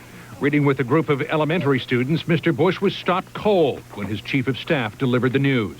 Move everybody across the street. Moments later, in Washington, an urgent call to evacuate the White House. I'm told that a plane went into the Pentagon and they're chasing us off the grounds here. It was an extraordinary scene as staff and the press corps were rushed from the grounds. If the Pentagon had been targeted, the Secret Service feared the president's home could be next. Get everybody back. Everybody back. Fire trucks took up positions on Pennsylvania Avenue, while SWAT teams stood vigil from the roof. Police sealed off a 2-block area around the White House. The only ones left inside the mansion, the vice president and his national security team, coordinating a response to the crisis from the Situation Room. With a continuing threat in Washington, the Secret Service would not allow the president to return and had him fly immediately to the security of Barksdale Air Force Base in Louisiana. Freedom itself was attacked this morning by a faceless coward. The full scope of the tragedy now apparent, Mr. Bush addressed the nation and vowed these acts of terrorism will not stand. Make no mistake, the United States will hunt down and punish those responsible for these cowardly acts. From Barksdale, the president headed for Offutt Air Force Base in Nebraska, home of the Strategic Air Command, where he conferred with his national security staff about how to proceed. Confident that the White House had been secured, he then headed back for Washington, determined to send a signal to the world that America would stand strong in the face of these horrible acts. And Dan, some more tough talk tonight from the president ahead of his address to the nation. A report just filed from aboard Air Force One. His spokesman, quoting the president, is saying, "We will find these people and they will suffer the consequences of taking on this nation. We will do what it takes. No one is going to diminish the spirit of this nation." Dan? John Roberts in Washington live. John, what's the security situation at the White House at this moment?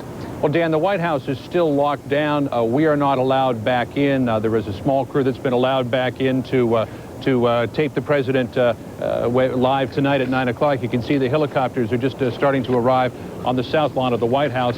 Dan, as a security precaution, Air Force One, which is always shadowed by fighter jets wherever it travels, was more than shadowed today on its way back from Nebraska. There was an F-15 positioned on each wing, and even now, Dan, every once in a while we hear a fighter jet flying combat air patrol, if you will, over Washington, D.C., something this nation never thought they would see happen. Again, the president just now arriving back at the White House. We'll hear from him later on tonight.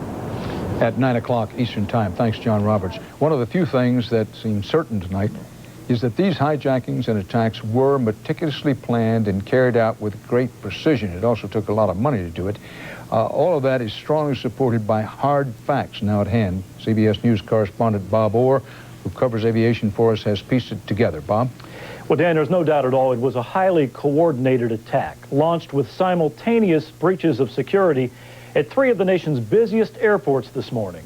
Under the cover of the hectic morning rush hour, when airports are particularly vulnerable, hijackers boarded 4 large passenger jets, 2 each from American Airlines and United Airlines, 2 of the strongest symbols of U.S. aviation. American Flight 11, a Boeing 767, took off first at 7:45 this morning from Boston bound for Los Angeles. 13 minutes later, another 767, United Flight 175, also left Boston for L.A. At virtually the same moment, United Flight 93, a 757, took off from Newark for San Francisco. And to the south at Washington's Dulles Airport, another 757, American Flight 77, flew off towards Los Angeles. The first sign that anything was wrong was noticed by air traffic controllers, who watched the jets stray from their planned routes. This computerized radar path shows how the first plane, American Airlines Flight 11, climbed out of Boston and, as expected, headed northwest across Massachusetts. But watch what happened. As the plane entered eastern New York, it turned sharply to the south and headed straight for Manhattan. The 767 hit the World Trade Center at 8:48 this morning. And 16 minutes later, United Flight 175 delivered the second blow. The jets, fueled for cross-country flights, were filled with tens of thousands of gallons of volatile fuel. They were literally flying bombs, each with an explosive power far greater than the blast that leveled the Oklahoma City Federal Building. Based on radio communications from the planes, FAA authorities knew they were dealing with a terrorist attack and immediately moved to close New York and Washington airports. And for the first time in U.S. history, all flights across the country were grounded.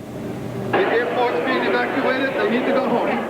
But there were still 2 hijacked jets in the air, and one of them, American Airlines Flight 77, took aim on the Pentagon. It crashed in a fireball at 9:38.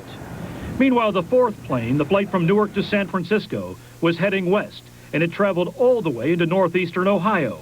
The controllers monitoring radar watched as the jet then did a U-turn and headed back towards the East Coast. At 10:20, 2.5 hours after the 4-pronged attack was launched, the plane crashed in a rural Pennsylvania field.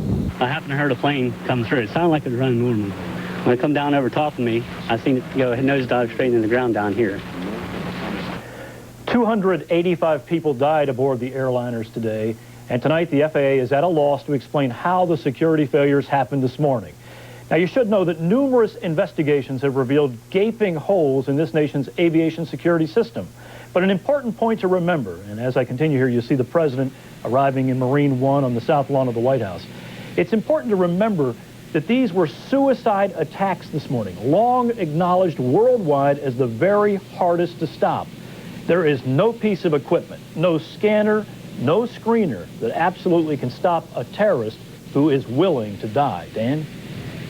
Bob Orr live in Washington, just as you see a live photograph of President Bush stepping off Marine One, the helicopter that brought him from Andrews Air Force Base, where Air Force One took him a few moments ago. A salute to the Marine Guard, and a naturally somber-faced president strides in past the beautiful Rose Garden into the White House and into the Oval Office. The president will be addressing the nation tonight at 9 o'clock Eastern Time. That'll be 8 Central, 6 on the far west coast. President Bush has spoken twice today. On both occasions, among other things, he asked for prayers for the families of victims of today's terrorist attacks. Now, Bob Orr, as we have only a few, well, actually about a minute left in this particular section, but our CBS News coverage will continue, of course. There was this report from Barbara Olson, the wife of the U.S. Solicitor General, who by telephone from the hijacked plane that eventually hit the Pentagon described some of the hijackers as having knife-like equipment. What's that all about? Well, Dan, I think it could be critical in understanding how the security was breached. Remember, at airport checkpoints, there are 2 main pieces of equipment. There are X-ray machines. They are designed exclusively to look for the shape of a gun. That's the weapon that aviation experts fear. Also, there are magnetometers, metal detectors, and they are designed to pick up any metal, also a gun. But imagine for a moment, we heard apparently that Barbara Olson radioed they were using knife-like devices. What if these were made of some other hard material, some kind of plastic? What if they were disguised as fountain pens or secured somewhere on the body of the person or within a briefcase? They would not automatically set off the kind of alarm bells that a gun would set off. And in order for these attacks to have been promulgated simultaneously, it might go a long way to explain how they were able to breach the system 3 different places at once. Dan? Bob Orr in Washington. Now you're watching continuing CBS News coverage of the attack on America.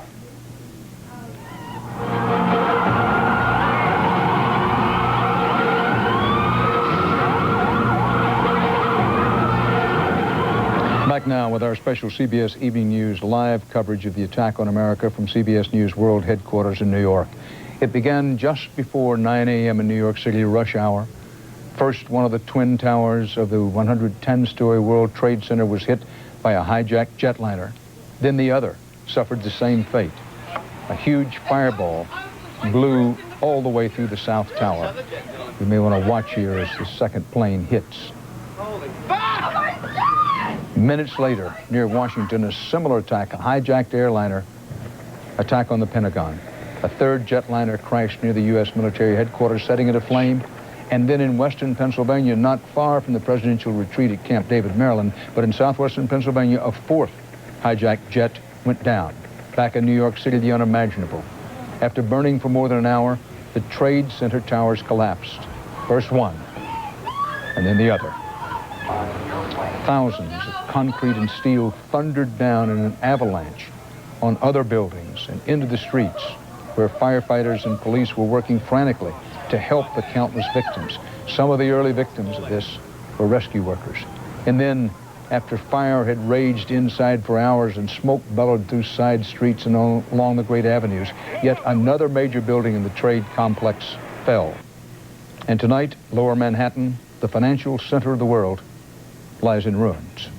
In the nation's capital, a state of emergency and an emergency plan now in effect to keep the federal government running in an orderly way.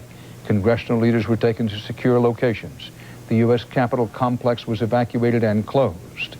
CBS's Bob Schieffer was among the evacuees. Bob? Well, Dan, this is something that Washington took very hard, maybe as hard as anything that's ever hit it. First, there was just the shock of seeing those pictures that were coming down from New York, the pictures you've been describing. But second, there was the realization that terrorism for real is for real, and that it could and was happening here. Near panic broke out at the Capitol when rumors spread another airliner was headed there.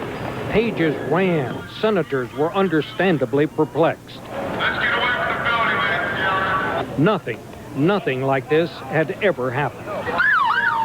As police blocked off the area, smoke from the Pentagon miles away could already be seen. Stunned members and aides made their way to the lawn. The Senate chaplain paused to pray. Gracious Lord, spread a spirit of calm among us. In a security procedure never before used, the congressional leaders were helicoptered to a secret location. Those who stayed behind could look to the skies and see U.S. fighter planes as they roared past the Capitol. They had scrambled F-16 fighter aircraft to cope with any potential threat. Workers were sent home, heavy security went into effect, and police closed off the city of Washington to outsiders. Okay, you must be a resident of D.C., emergency personnel or medical to get into the city today. Parts of the city took on the look of a ghost town. National monuments were blocked off and closed to the public. Information was scarce, but as congressmen emerged from briefings, it was clear a sense of quiet outrage had settled over the national capital. It's another Pearl Harbor for this country. We're very vulnerable. I think this is a wake-up call for America, a sobering call. We send the word out particularly to those who have planned and committed these horrific acts that America is strong, America is principled, America is united. And Dan, that Washington of yesterday, which was the scene of all that partisan fighting, All that was long ago and far away. This is a different city tonight, a city that is slowly realizing this nation is at war. Bob Schieffer in Washington. This nation at war, a war of terrorism, a war fought in the shadows and then with bursts into the open, as was the case today. Joining us now from our CBS News Washington Bureau is the former Secretary of State of the United States of America, Madeleine Albright. Madam Secretary, thanks for being with us. How surprised are you about this attack today? Well, we're all appalled, and as I watch all these pictures, Dan, we've all seen them all day long, and they are surreal. And watching the buildings come down and the attacks on Washington has been the nightmare scenario that people have feared for so long. I have to say, Dan, I ache for America tonight. We are a strong country, and I have faith that we will overcome this, but this is a huge challenge, and America must rise to the challenge. Did you ever anticipate an attack of this scope?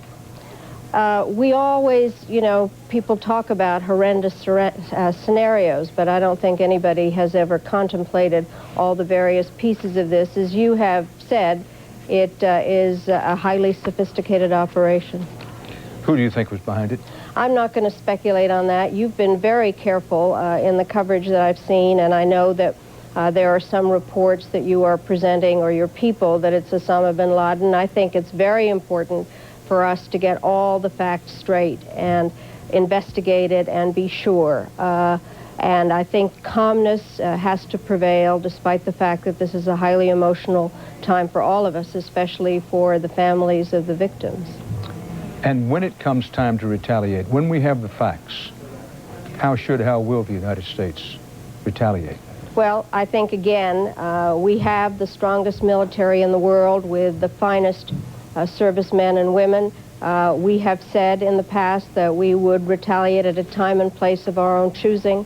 I have complete faith in the military of the United States and in the leadership of America, and we all stand united. This is the ultimate evil, and I think that what is so essential is that the world leaders have already made their statements very clear in support of the United States. This is one of those horrendous events that actually may become a truly unifying factor in trying to deal with this ultimate evil. Madam Secretary, to those who say, look, this is a direct result, perhaps unavoidable, but a direct result of the United States being so involved in the Middle East, you say what? I say for only those who do not believe in democracy and human rights can a statement like that be made. Because the United States has stood tall, has tried to deal with the horrendous problems, has done it in an honest way, and I am proud of American policies. Madam Secretary, ride with me here for just a moment, because word from the White House is that President Bush is going to speak to the American people tonight before what has already been announced. It was previously announced he'd be speaking at 9 o'clock tonight, Eastern Time, 8 Central, 6 on the far Pacific coast. President Bush, now inside the White House, is moving up that time schedule. We don't know exactly when he's going to speak, but we are told that he will be speaking before 9 o'clock Eastern Time. So you may want to stay here with us to hear what the President says to the nation in his first major address. He's spoken to the country twice today, but both times shortly, brief remarks in Florida, then somewhat expanded remarks on videotape in Shreveport, Louisiana. But very soon, we're told, possibly soon, I should rephrase that, certainly before 9 o'clock, we're now advised the President's going to be talking. Now back to our conversation with the former Secretary of State for the United States, Madeleine Albright, and thank you for understanding about that, Madam Secretary. Madam Secretary, when you were in the inner councils of the Clinton administration, and it was decided to strike back at Osama bin Laden after the bombings of our embassies in East Africa, any second thoughts about the sending of those cruise missiles? No second thoughts. We based our decision on facts that we had. For me, my worst moment as Secretary of State was the bombings of our embassies. And then going to pick up the bodies of those that had died, and also talking to the victims, the Kenyans and the Tanzanians. We had a responsibility to respond. We did it on the basis of facts, and We were at the beginning, I think, of what is this truly horrendous event when events abroad come home to America. And we have to stand tall. America cannot be shut down. Former Secretary of State of the United States of America, Madeleine Albright, thank you for being with us. Thank you, Dan. Now, there's going to be another briefing in Washington coming up soon. We'll carry that for you live, of course. But in the time we have remaining before that briefing starts, let's talk about the casualties from today's attacks. So much is still unknown. The 4 hijacked jetliners carried more than 250 people. We believe that figure to be 261. It could be a little more, a little less. And it must be assumed that all aboard those 4 hijacked planes are dead. So you start with at least 250, probably slightly more dead aboard the hijacked airliners. The Defense Department says, quote, about 100 were killed or injured at the Pentagon. David Martin says that it's widely believed at the Pentagon that that figure will increase and perhaps significantly. It is far more difficult to account for the thousands who were in the target zone in Lower Manhattan, the World Trade Center area, and the emergency workers who rushed to aid them. Keep in mind, 50,000 people work in the World Trade Center tower in that area. Thousands more visited every day, and then today they flooded in police, fire, and other rescue workers fairly quickly. CBS News medical correspondent Elizabeth Caledon is at New York University Hospital tonight. Elizabeth. Dan, within moments of hearing the news, New York City area hospitals and indeed hospitals throughout the region shut down all normal operations, canceled all elective surgeries, and basically transformed themselves into high-voltage trauma centers for a city under siege. Once the severity of injuries was assessed at emergency command posts at the site, dust-covered ambulances ferried those in the worst shape to whatever hospitals could take them. No idea how many people and cops are dead. We have many people hurt. What about the casualties? What have you seen? Uncountable. Bellevue, one of the city's biggest trauma centers, treated injured when the World Trade Towers were bombed back in 1993. Today, it was deja vu. And despite the enormity of this disaster, the hospital says it was ready. We've set up intensive care units. We're utilizing that area as sort of an offshoot of the emergency department. Just looking at every place in this hospital where patients could be taken care of, and we assign doctors and nurses to those areas to be ready for the patients as they come in. Early in the day, the numbers started low, but by afternoon, it was clear the scope of devastation would be unfathomable. As excavating goes on at the sites, we're going to probably, as we've been told, we're going to see a lot more. Doctors anticipated every type of injury, everything from burns and smoke inhalation to head trauma, and a tremendous need for blood. In a situation where many felt utterly helpless, that was one way to contribute. An early call for blood led to lines of donors. We anticipate a tremendous need for blood, so we actually set up several blood donor areas within the hospital for staff to donate. We've now run out of the donor bags for people to donate blood.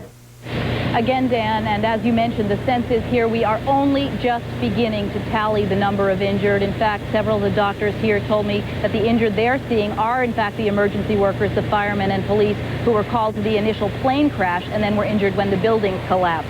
Another major concern, of course, is not just handling the physical wounds, but the psychological trauma of witnessing and surviving such a catastrophe, and that is likely to yield thousands more victims in need of medical assistance, perhaps for years and years to come. Dan? Elizabeth Caledon reporting live from New York University Hospital.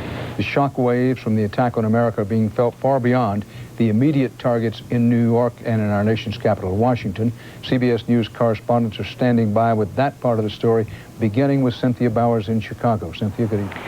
Dan, as news of this catastrophic attack spread here in the Chicago area, so did the sense no place is secure.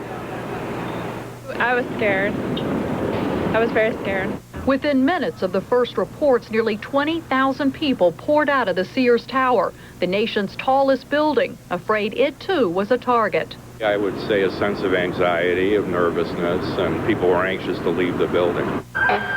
Evacuations were ordered in the famed Chicago Loop, including the Board of Trade. Everyone's concerned. You could see the look on their face. One by one, federal buildings, museums, and colleges closed down. Extra trains were put on the tracks to get hundreds of thousands of people out of the downtown center, under the watchful eyes of military jets with hundreds of police on the streets below. every sworn personnel in the Chicago Police Department, from the superintendent on down, will remain in uniform until further notice. Security is so tight across the Midwest, passengers on this Delta jet in Cleveland were evacuated, while authorities made sure a threatened bomb was not on board. As business ground to a halt in Cleveland, workers heading home clogged roadways. Landmarks like the Arch in St. Louis were emptied. I just felt like better than sitting home watching that, and this helped me feel like I'm doing something. And blood banks began to fill as the enormity of this catastrophe started to hit home. I think we need to pray for our country and pray for our president, because, you know, this is the national crisis that people have been talking about for years. With Americans feeling so vulnerable, officials here in Chicago and everywhere tonight are walking a fine line between taking the necessary precautions without creating additional panic. Dan? Cynthia Bowers in Chicago, and of course, buildings, some monument-type buildings were closed in Philadelphia. Los Angeles was on high alert around Los Angeles International Airport, and so it went today. Now, a briefing is scheduled inside the White House. This is the first actual briefing inside the White House we've had today. This will be Tommy Thompson, former governor of Wisconsin, who's now the Director of Health and Human Services in the Bush administration, John Ashcroft, the one-time senator from Missouri, who is now Attorney General, and FEMA Director Joe Albaugh. We take you live to the White House briefing room. Mineta and Director Albaugh will each be providing you with updates on how their agencies are responding to today's events, as we'll be giving you as frequent as updates as possible. They will not be taking questions at this time. And with that, I will turn it over to General Ashcroft.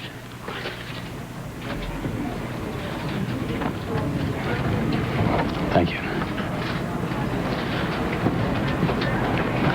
Today, America has experienced one of the greatest tragedies ever witnessed on our soil. These heinous acts of violence are an assault on the security of our nation. They are an assault on the security and the freedom of every American citizen. We will not tolerate such acts.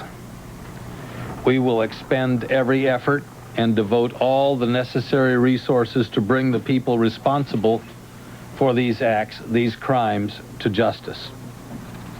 Now is the time for us to come together as a nation to offer our support, our prayers for victims and for their families, for the rescue workers, for law enforcement officials, for every one of us that has been changed forever by this horrible tragedy. The following is a summary of the known facts surrounding today's incidents. American Airlines Flight 11 departed Boston for Los Angeles, hijacked by suspects armed with knives. This plane crashed into the World Trade Center. United Airlines Flight 175 departed Boston for Los Angeles, was hijacked and crashed into the World Trade Center. American Airlines Flight 77 departed Washington Dulles for Los Angeles, was hijacked and crashed into the Pentagon. United Airlines Flight 93 departed Newark for San Francisco, was hijacked and crashed in Shanksville, Pennsylvania. Crime scenes have been established by the federal authorities in New York, in Washington, D.C. area, in Pittsburgh, in Boston, and in Newark. The full resources of the Department of Justice, including the Federal Bureau of Investigation, the Immigration and Naturalization Service, the U.S. Attorney's offices, the U.S. Marshals Service, the Bureau of Prisons, the Drug Enforcement Administration, and the Office of Justice Programs are being deployed to investigate these crimes and to assist survivors and victim families. Thousands of FBI agents in all of the field offices across the country and in the international legat offices, assisted by personnel from other Department of Justice agencies, are cooperating in this investigation. The FBI has established a website where people can report any information about these crimes. That address is www.ifccfbi.gov. That address again, www.ifccfbi.gov. Individuals can report any information they know about these crimes to that website. It takes courage for individuals to come forward in situations like this, and I urge anyone with information that may be useful and helpful to authorities to use this opportunity. The Office of Victims of Crime has established a toll-free 800 number for family and friends of victims. They can call 800-331-0075 to leave contact information for a future time when more information is available, to find out information about a victim, or to find out information about the rights of victims and the services available to victim survivors and victim families. The determination of these terrorists will not deter the determination of the American people. We are survivors, and freedom is a survivor. A free American people will not be intimidated, nor will we be defeated. We will find the people responsible for these cowardly acts, and justice will be done. Tommy?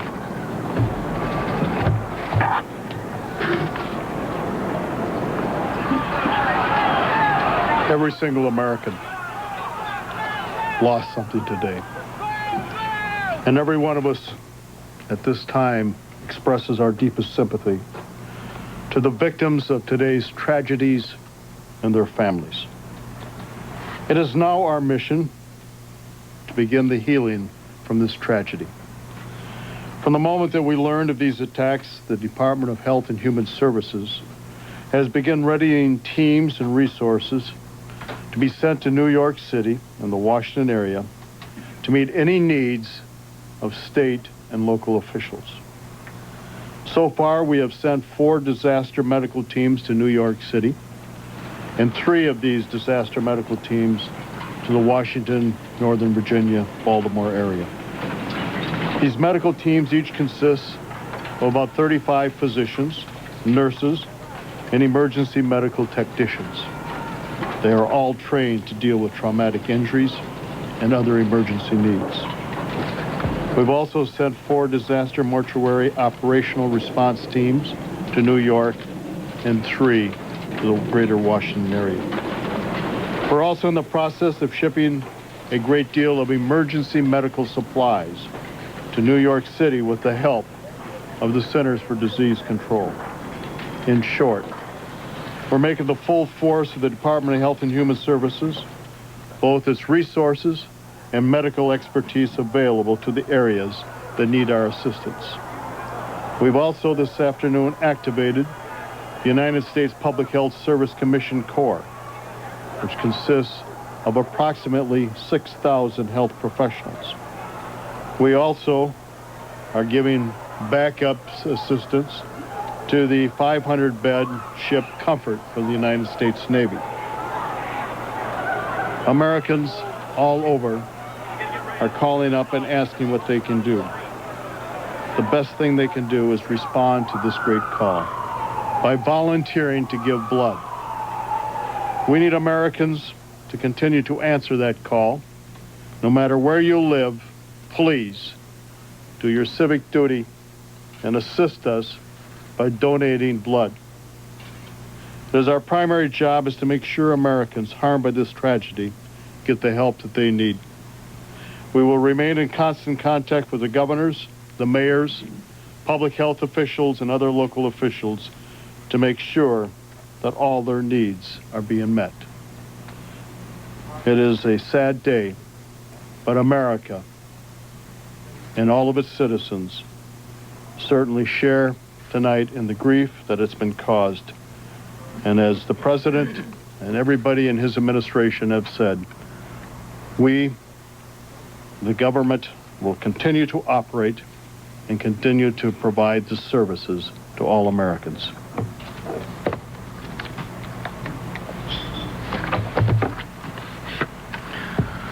One of the most cherished freedoms is the freedom of movement, the ability to move freely and safely. But today that freedom was attacked. But we will restore that freedom throughout the national transportation system as soon as possible. And we will restore the highest possible degree of service. These terrorist acts are designed to steal the confidence of Americans. We will restore that confidence. We have already taken some first steps as a precaution. And so while this is going on at the White House, this is what's happening at the Capitol of the United States. Janet Hassard, the Speaker of the House, has begun talking as congressmen and senators gather. One thing that happens here in this place is when American suffers and when people perpetrate acts against this country, we as a Congress and as a government stand united, and we stand together.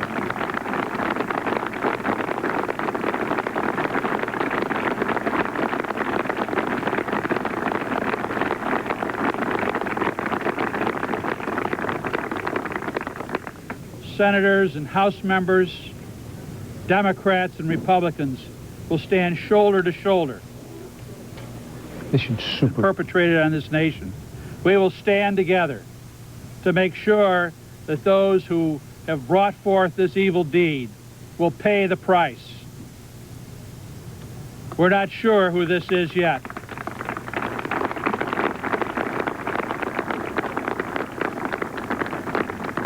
But we have our suspicions.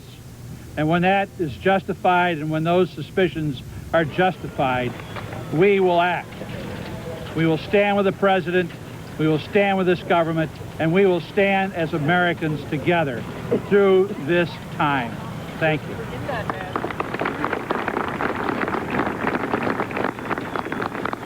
Now on the steps of the Capitol, Tom Dasher, the Senate Majority Leader.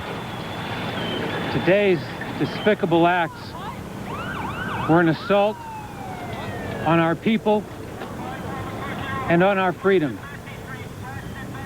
As the representatives of the people, we are here to declare that our resolve has not been weakened by these horrific and cowardly acts. Congress will convene tomorrow.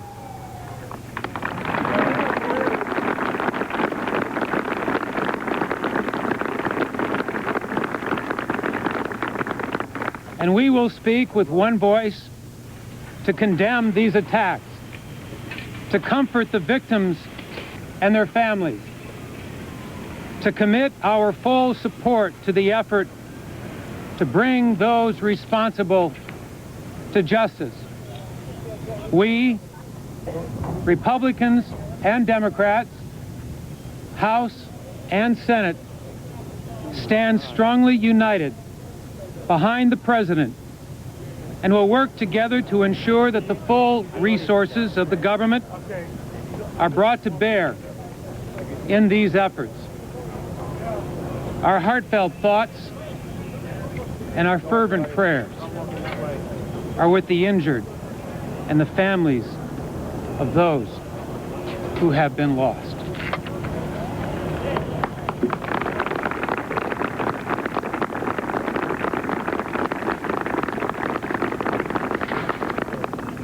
We know as a nation, as we said, our thoughts and prayers are with those families and those injured and those who are the casualties of today's attack. We also remember those thousands of people who are rescue workers. We ask now that we all bow our heads in a moment of silence and remembrance.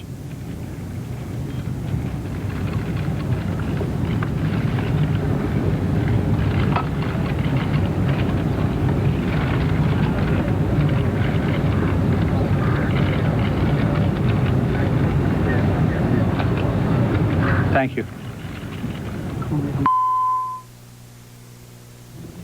Live from Washington on the steps of the Capitol of the United States, literally hundreds of members of Congress. We can't say that every member of Congress in the House and Senate was there, but hundreds were there in a show of solidarity and support, a show of unity in the face of a sneak attack, the second in the lifetime of many of us, a sneak attack on the United States, this time by the shadowy personages who are part of the terrorism operation. There are a number of terrorism operations in the world. Osama bin Laden has been the focal point since 1998 of U.S. intelligence suspicions, but we've said it before, we repeat it without apology. No one knows who is responsible for these dastardly acts today. 3 of the World Trade Center buildings, the 2 Twin Towers and Building 7, destroyed at the World Trade Center. The Pentagon, dead, wounded, and destruction there. Now, coverage of the attack on America continues, including President Bush's address shortly, so stay right here with us. Good evening, everyone. I'm Tom Wills, along with Mary Bair. We are continuing our coverage of local reaction in response to the attack on America. The military bases here tonight remain on high alert. Jacksonville Airport, of course, is closed by the order of the Federal Aviation Administration, at least until noon tomorrow. Now, all over our community tonight, there are special religious services going on as people seek spiritual strength and comfort at this time of trial. And Sam Kavaris attended one of those services and joins us now. Sam? I was at Most Holy Redeemer Catholic Church on the west side on Normandy Boulevard. And, you know, when President George W. Bush today asked for people to pray for both victims and families, many people in North Florida and South Georgia considered it a call to action. This afternoon and this evening, many people attended church services, including one at Most Holy Redeemer, where Bishop Victor Gallione of the Catholic Diocese of St. Augustine said a special mass at 5:30. Many people felt like they needed to come there and pray together as a community. The bishop says that it's time for people of all faiths to call for an end to violence. Absolutely. That is the answer, of course. But unfortunately, the human heart, as Jeremiah says, is more treacherous than any other thing on this world. And I can speak from my own past experience, my own life, I mean, that it is so easy to rationalize, say, wait a minute, it's not my fault. I'm only paying back. They started it. When I heard this terrible devastation this morning, I immediately thought of praying, and I saw Father Tom at the list running at the bottom of that tail that goes at the bottom of the screen, that he was going to have a mass. And I told Bob, I said, this is something we've got to go to. We're very grateful. And I think this is a time for everybody to go to church. Pull together and go to church. Pray for the nation. Many churches are open this evening for prayer, including First Baptist Church, which will be open again tomorrow at noon. The Cathedral Basilica of St. Augustine is open until 10 o'clock tonight. Macedonia Baptist Church is open until 10, and the Father's House, which is in Arlington, is open 24 hours. Tom Coughlin from the Jaguars also has a connection to this. One of his sons works at the World Trade Center and, in fact, was one of the people who was evacuated today. Coach Coughlin has talked to his son, and we'll have more on that coming up, as well as I spoke with Steve Spurrier and Jeremy Foley today about the Florida game. We'll update you on that in about 20 minutes. Sam, Major League Baseball is closed for tonight, and the NFL hasn't made any decisions about games this Sunday? The NFL said that they'll wait until this coming Sunday, or until tomorrow, about 24 hours, to make some kind of decisions. And remember, when President Kennedy was killed in 1963, he was killed on a Friday. The NFL played games on Sunday, and Pete Rozelle said it was his greatest regret as commissioner of the league that they played and that they did not play. So no doubt that'll weigh in the decision-making process tomorrow. Tough, painful decisions to be made, and of course Governor Bush announced this afternoon that he is encouraging that the state get back to normal business just as soon as possible. At the same time, though, there is the fear that these large gatherings of people are an easy target for some sort of terrorism. Movies have been made about it. There are certainly those ideas that have been planted in a lot of people's minds. We don't want to be victims, though, ourselves. Right. That's why we live in this country. Thanks, Sam. All right. Sam. Our radio partner, WOKV, is holding a blood drive with the Florida-Georgia Blood Alliance. That's tomorrow morning from 8 o'clock until 10. Actually, that's Thursday at 2153 Kingsley Avenue, I believe. I think that is tomorrow morning from 8 until 10. I'm sorry. And if you'd like to help the victims in other ways, there's also a fundraising drive to benefit the American Red Cross Disaster Relief Fund. That begins at 6 o'clock on Thursday morning, and it runs until 10 a.m. Now, you can drop off your donations on Thursday morning at Alltel Stadium. You can also log on to our web channel, news4jax.com, for more updates on what is happening here in Jacksonville and also around the country. Stay with us. We'll continue to bring the latest on this tragedy all through the evening. We're not going anywhere. We'll be here to cover this story just as long as it takes. We'll see you later. Let's go. Courageous firefighters responded from all over New York City, called from off-duty, called from vacation. Renee Davila was the first EMS supervisor at the scene. I was there, and I saw the building collapse. We all started running. And I ended up inside the Hilton somewhere. I was like trapped. I don't know where I was. I couldn't find my way out with all the smoke and the debris in there. I finally just closed the door behind me and covered it so no more smoke and debris would come in. And what I did was I called my wife. I told her I love her. Anybody want to volunteer? Many New Yorkers rushed downtown to volunteer. These construction workers were from Ironworkers Local 40. What's the job in there? Whatever it is, to save somebody, one person saved is the right save. Through the day, an inferno raged in World Trade Center Building Number 7, another massive office tower.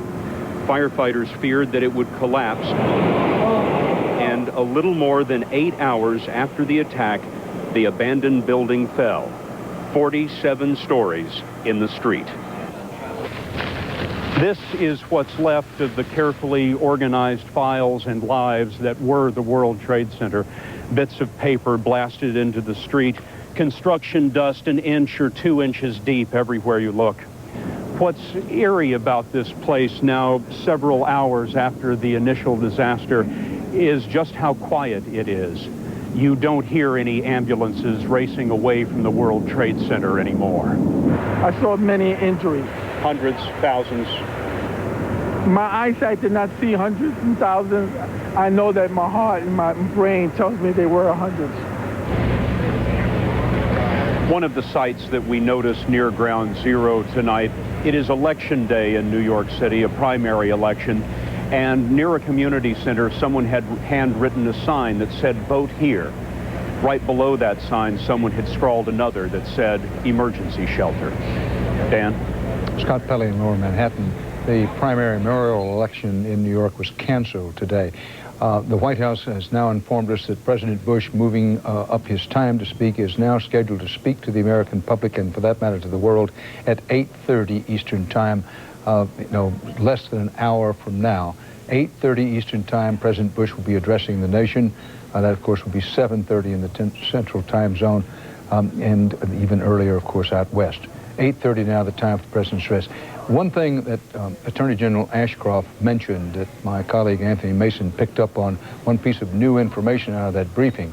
Ashcroft said that the first plane to hit the World Trade Center, that was American Airlines Flight 11, which is taken off from Boston, was supposed to go to Los Angeles.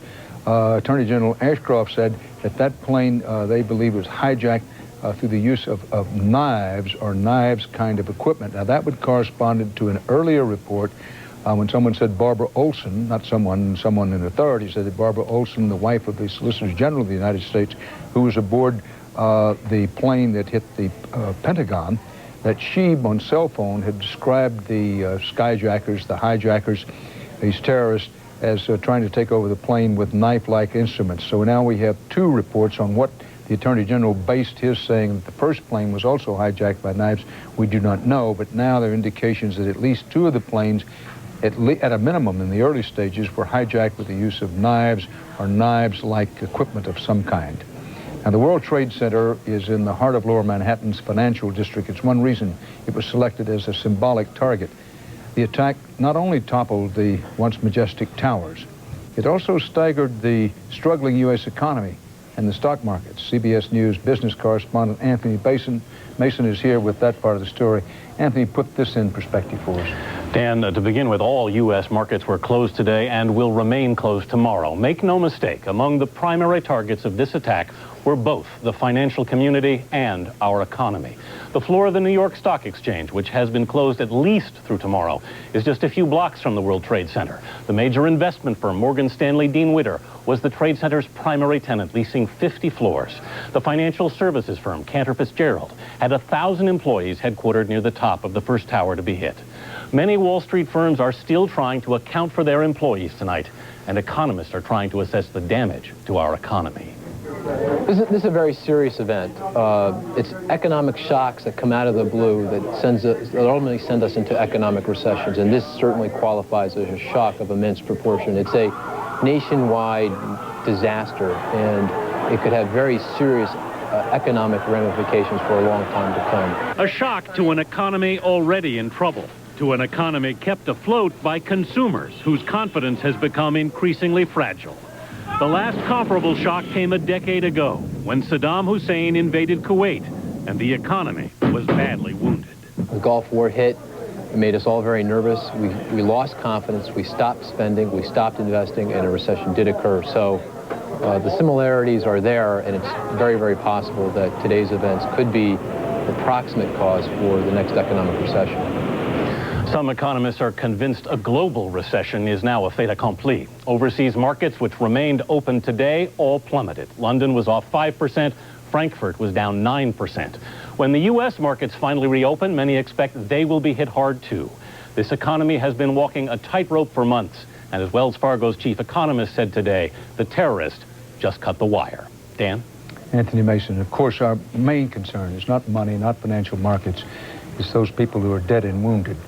But holding to the moment, to this, the financial aspects of this, you've said that markets we know that we close tomorrow. Beyond that, we don't know, but you would not be surprised to see them close beyond that. What is the effect of these markets being closed? Well, economists say just like it's important for the president to be back in the White House symbolically, it's important for the markets to reopen, to show that America is back to business as usual. That's very difficult. There are a lot of stock market employees who are unaccounted for this evening. So it's hard to get back to business as usual, but psychologically, we need to do that to send a message to the world. And that's why they're hoping that as soon as they can, the markets will reopen. Anthony, you spoke to one of the traders who was in the World Trade Center this morning. What did he tell you? He was on the 84th floor of the second tower when the first plane hit the first tower. He was ordered to evacuate, and he did. He got down as far as the 50th floor, and in that second tower, they were actually told in the stairwell, they were given an all clear and said, the building is secure. He told me that some employees at that point actually left the stairwell, got on the elevator to go back up to work in the second tower. Within minutes, the second plane hit the second tower. He was down to the 30th floor at that point. He told me, he said, I thought my life was over, and I thought I was never going to see my children again. But he said panic, there was no panic in the stairwell. People kept going down, he made it out. But when I last talked to him, he said the head trader of his floor was still unaccounted for. Anthony Mason, thanks. Not everybody made it out, we know. It was confirmed by several eyewitness accounts. One man and woman forced to leap from a very high floor who went down hand in hand. This just in, a firefighters union official in New York, unidentified as far as I can determine, says, quote, there may be up to 200 firefighters, New York firefighters, dead.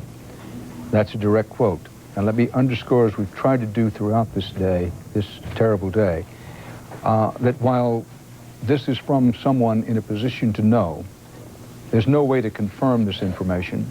And also by the very nature of what he said, and specifically what this firefighters union official said, he said there may be up to 200 firefighters dead.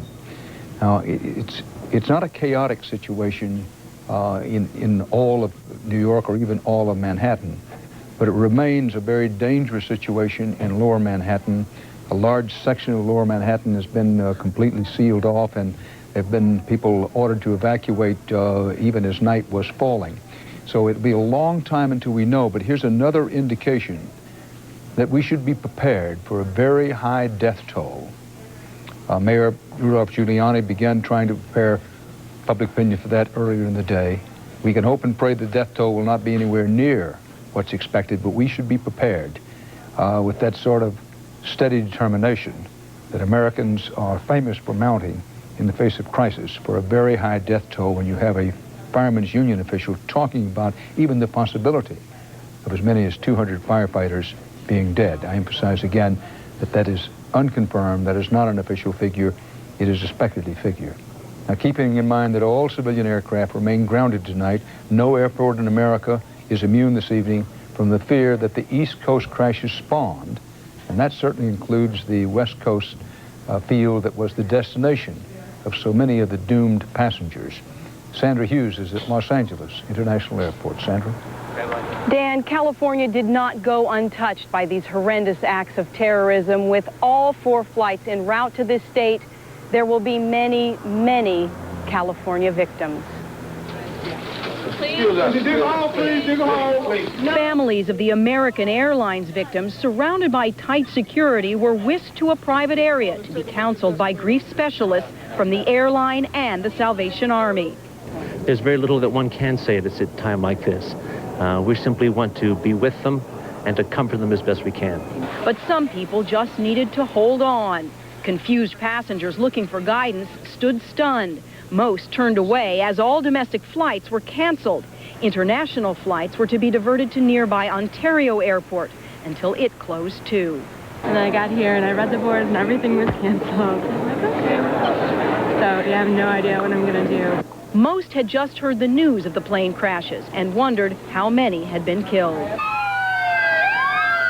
The scene was chaotic. Police tape held back anyone who tried to get inside the United Terminal as the LAPD bomb squad suited up outside. At a nearby power plant, a suspicious package brought panic. It was nothing. By mid-morning, the entire airport was evacuated. The FAA mandated early on that we close down LAX and Ontario airports in California, which we have done. Now, 2,000 flights per day come through the Los Angeles airport. Officials here had said they hope to reopen the airport sometime tomorrow, but they're waiting for official word from the FAA. Dan? Sandra Hughes at Los Angeles International Airport reporting live. Thank you. Those of you in our television and radio audience may want to recall at the time of the Millennium celebrations, there was, in effect, a near miss that some terrorists attempted to cross from the Canadian border into the United States, and it turned out that what they had hoped to do is to cause some explosions at Los Angeles International Airport. Thanks to the alertness of some U.S. border officials, they caught one of the members of that terrorist conspiracy and exposed the whole conspiracy. That in the background of what happened today, and one additional reason there's so much nervousness around Los Angeles International Airport this day. Now, Jim Axelrod, CBS News correspondent who's been on this story since the very beginning this morning, has a rooftop view of what's happening tonight and some additional information. Jim? Dan, less than 4 miles behind me is where the Twin Towers stood this morning, but not tonight. Ground zero, as it's being described in today's terror attacks that have sent aftershocks rippling across the country. The sign is at the Atlanta airport. National emergency. Airport closed. But it could have been anywhere in America today. I'm scared. Scared. I want to go home. My safety is more important than my job.